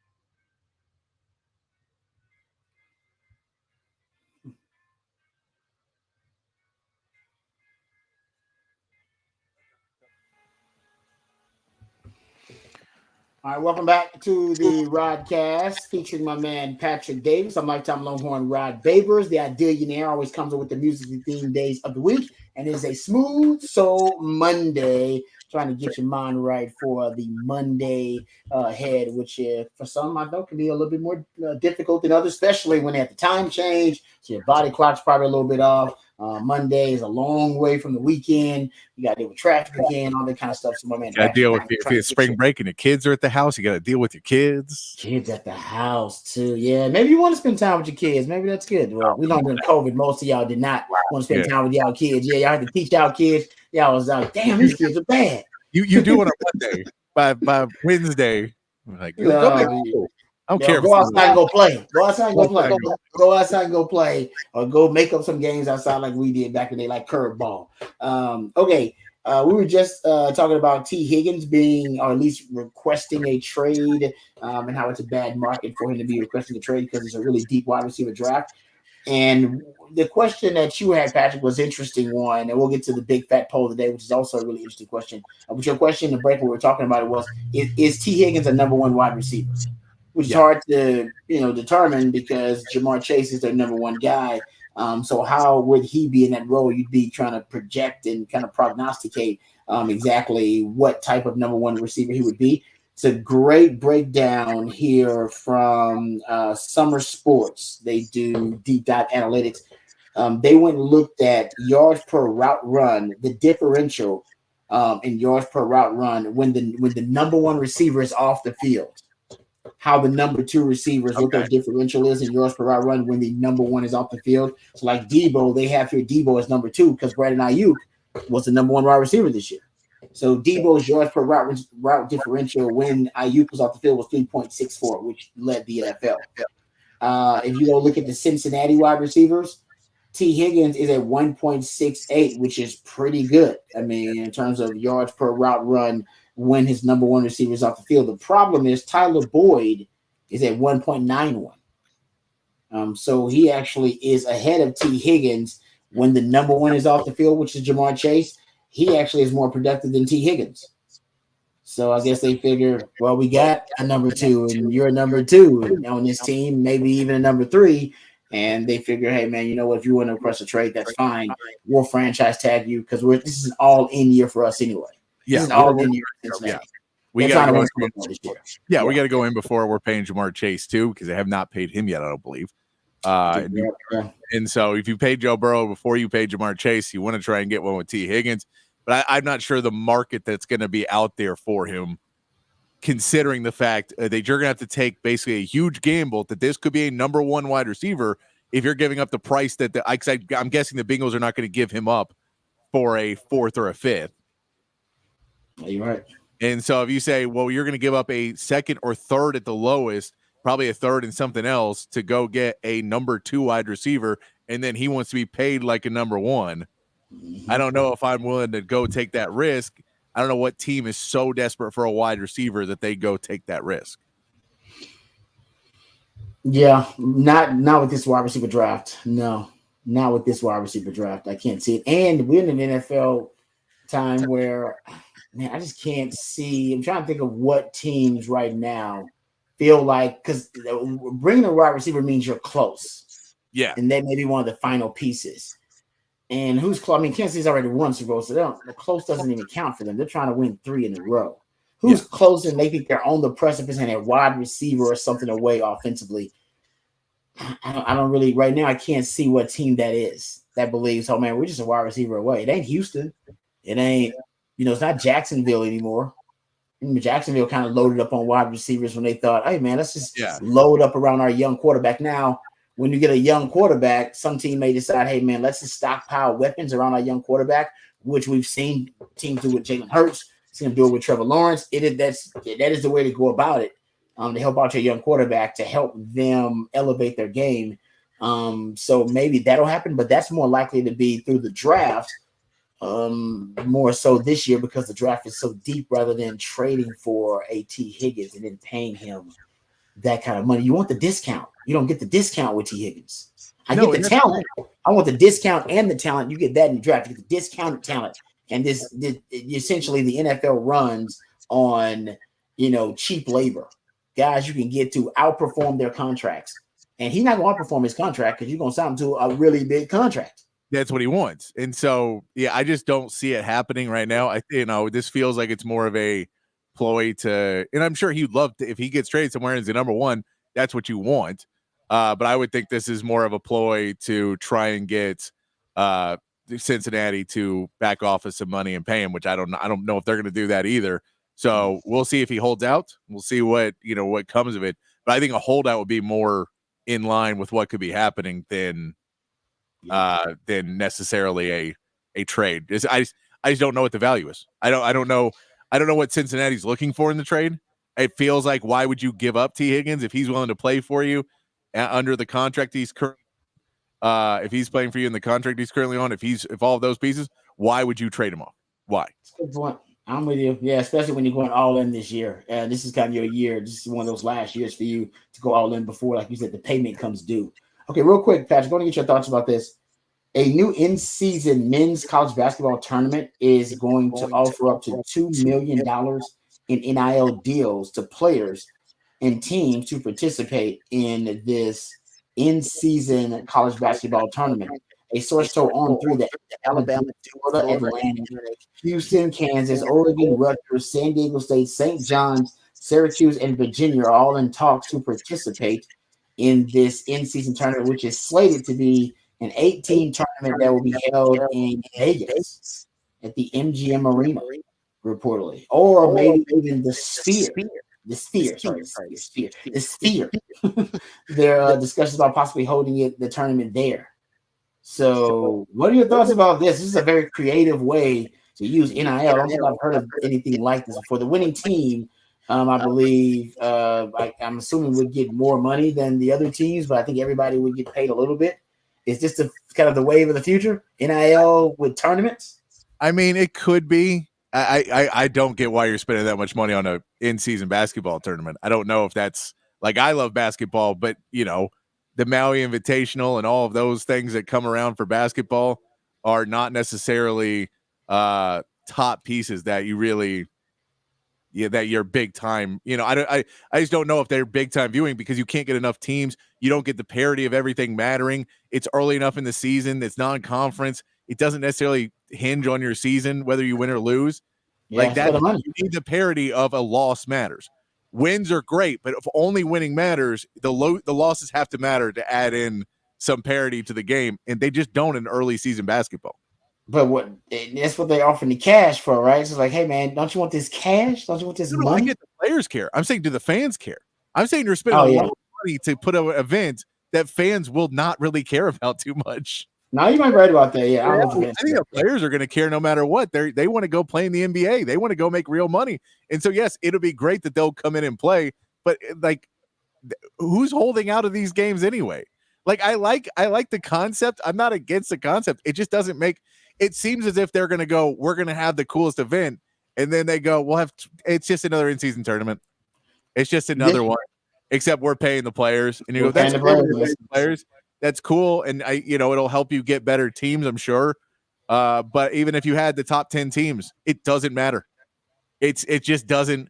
If you gave me the top 25 preseason matchup and everybody went in and you paid the players, that's great. It still won't beat out football in that time slot in Thanksgiving when you're competing with them.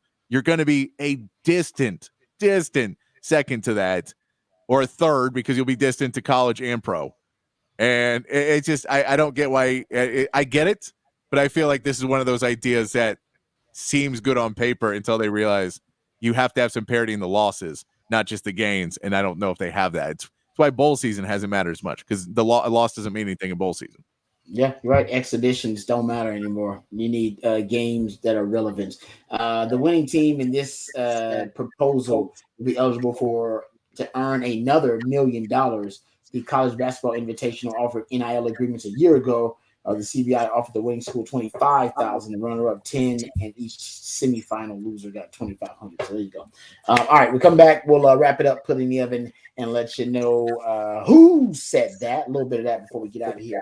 Right here on the Rodcast, featuring Patrick Davis. I'm like on Rod Babers. Coming right back on the horn.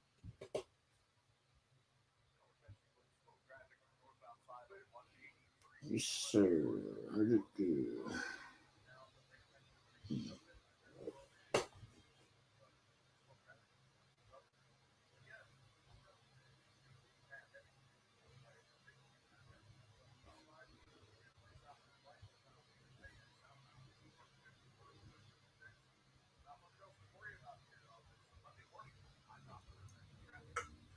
It's time, basketball bettors. It's March Mania. Ty Henderson here to tell you about BetUS.com. I endorse one sportsbook and casino, and that's BetUS.com.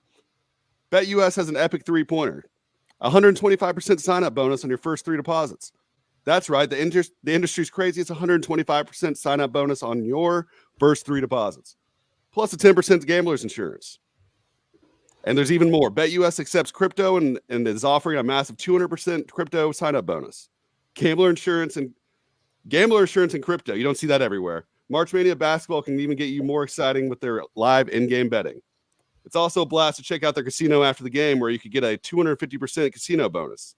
Get started by visiting betus.com or give them a call at 1-800-MY-BETUS to learn all about their bonuses and what they have to offer. BetUS, where the game's at.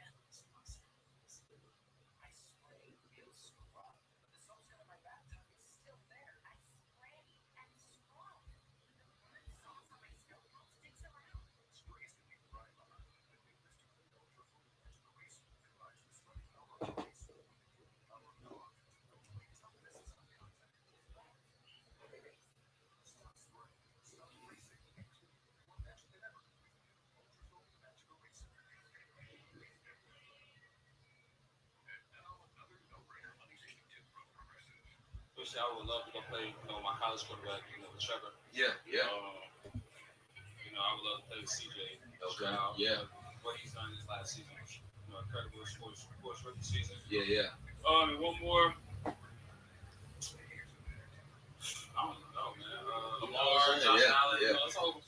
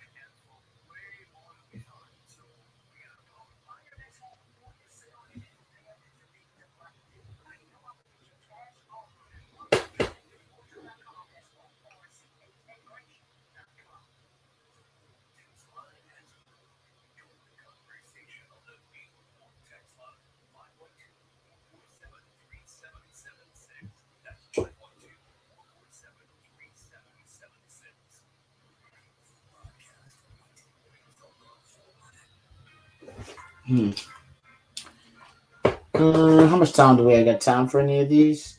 I sent you one. Okay. Let's play the John Mulaney thing. I think it's funny. Okay, thanks for that.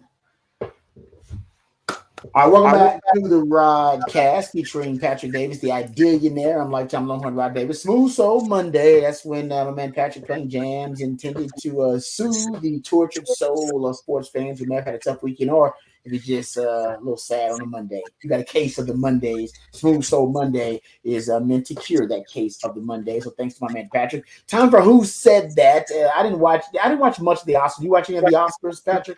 Of course not.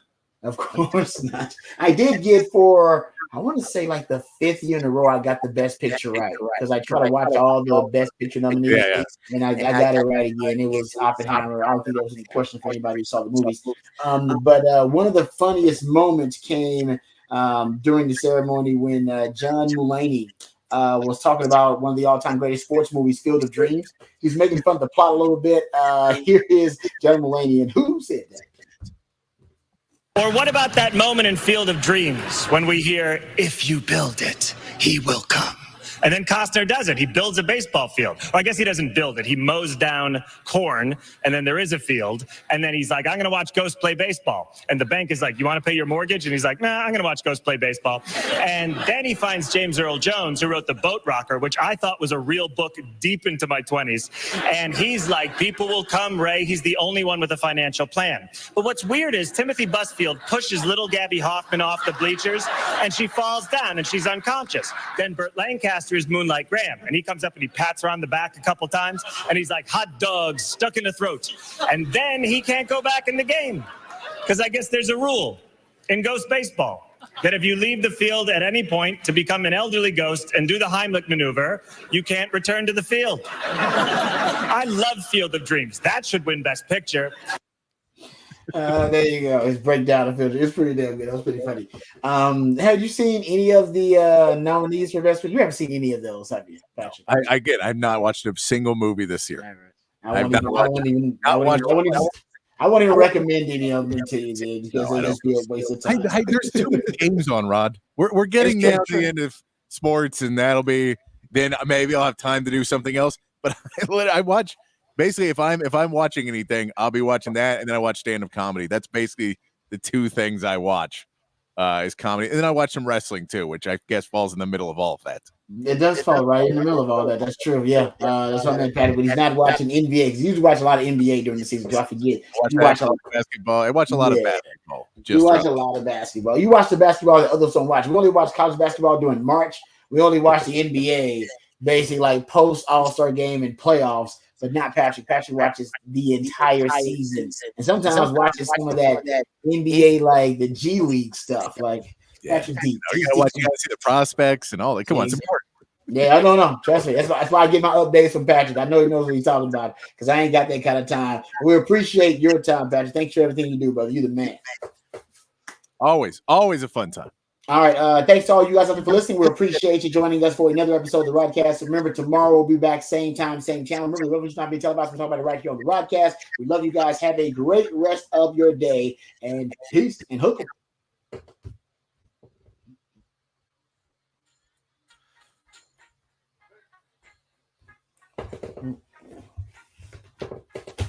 All right, brother. Appreciate you.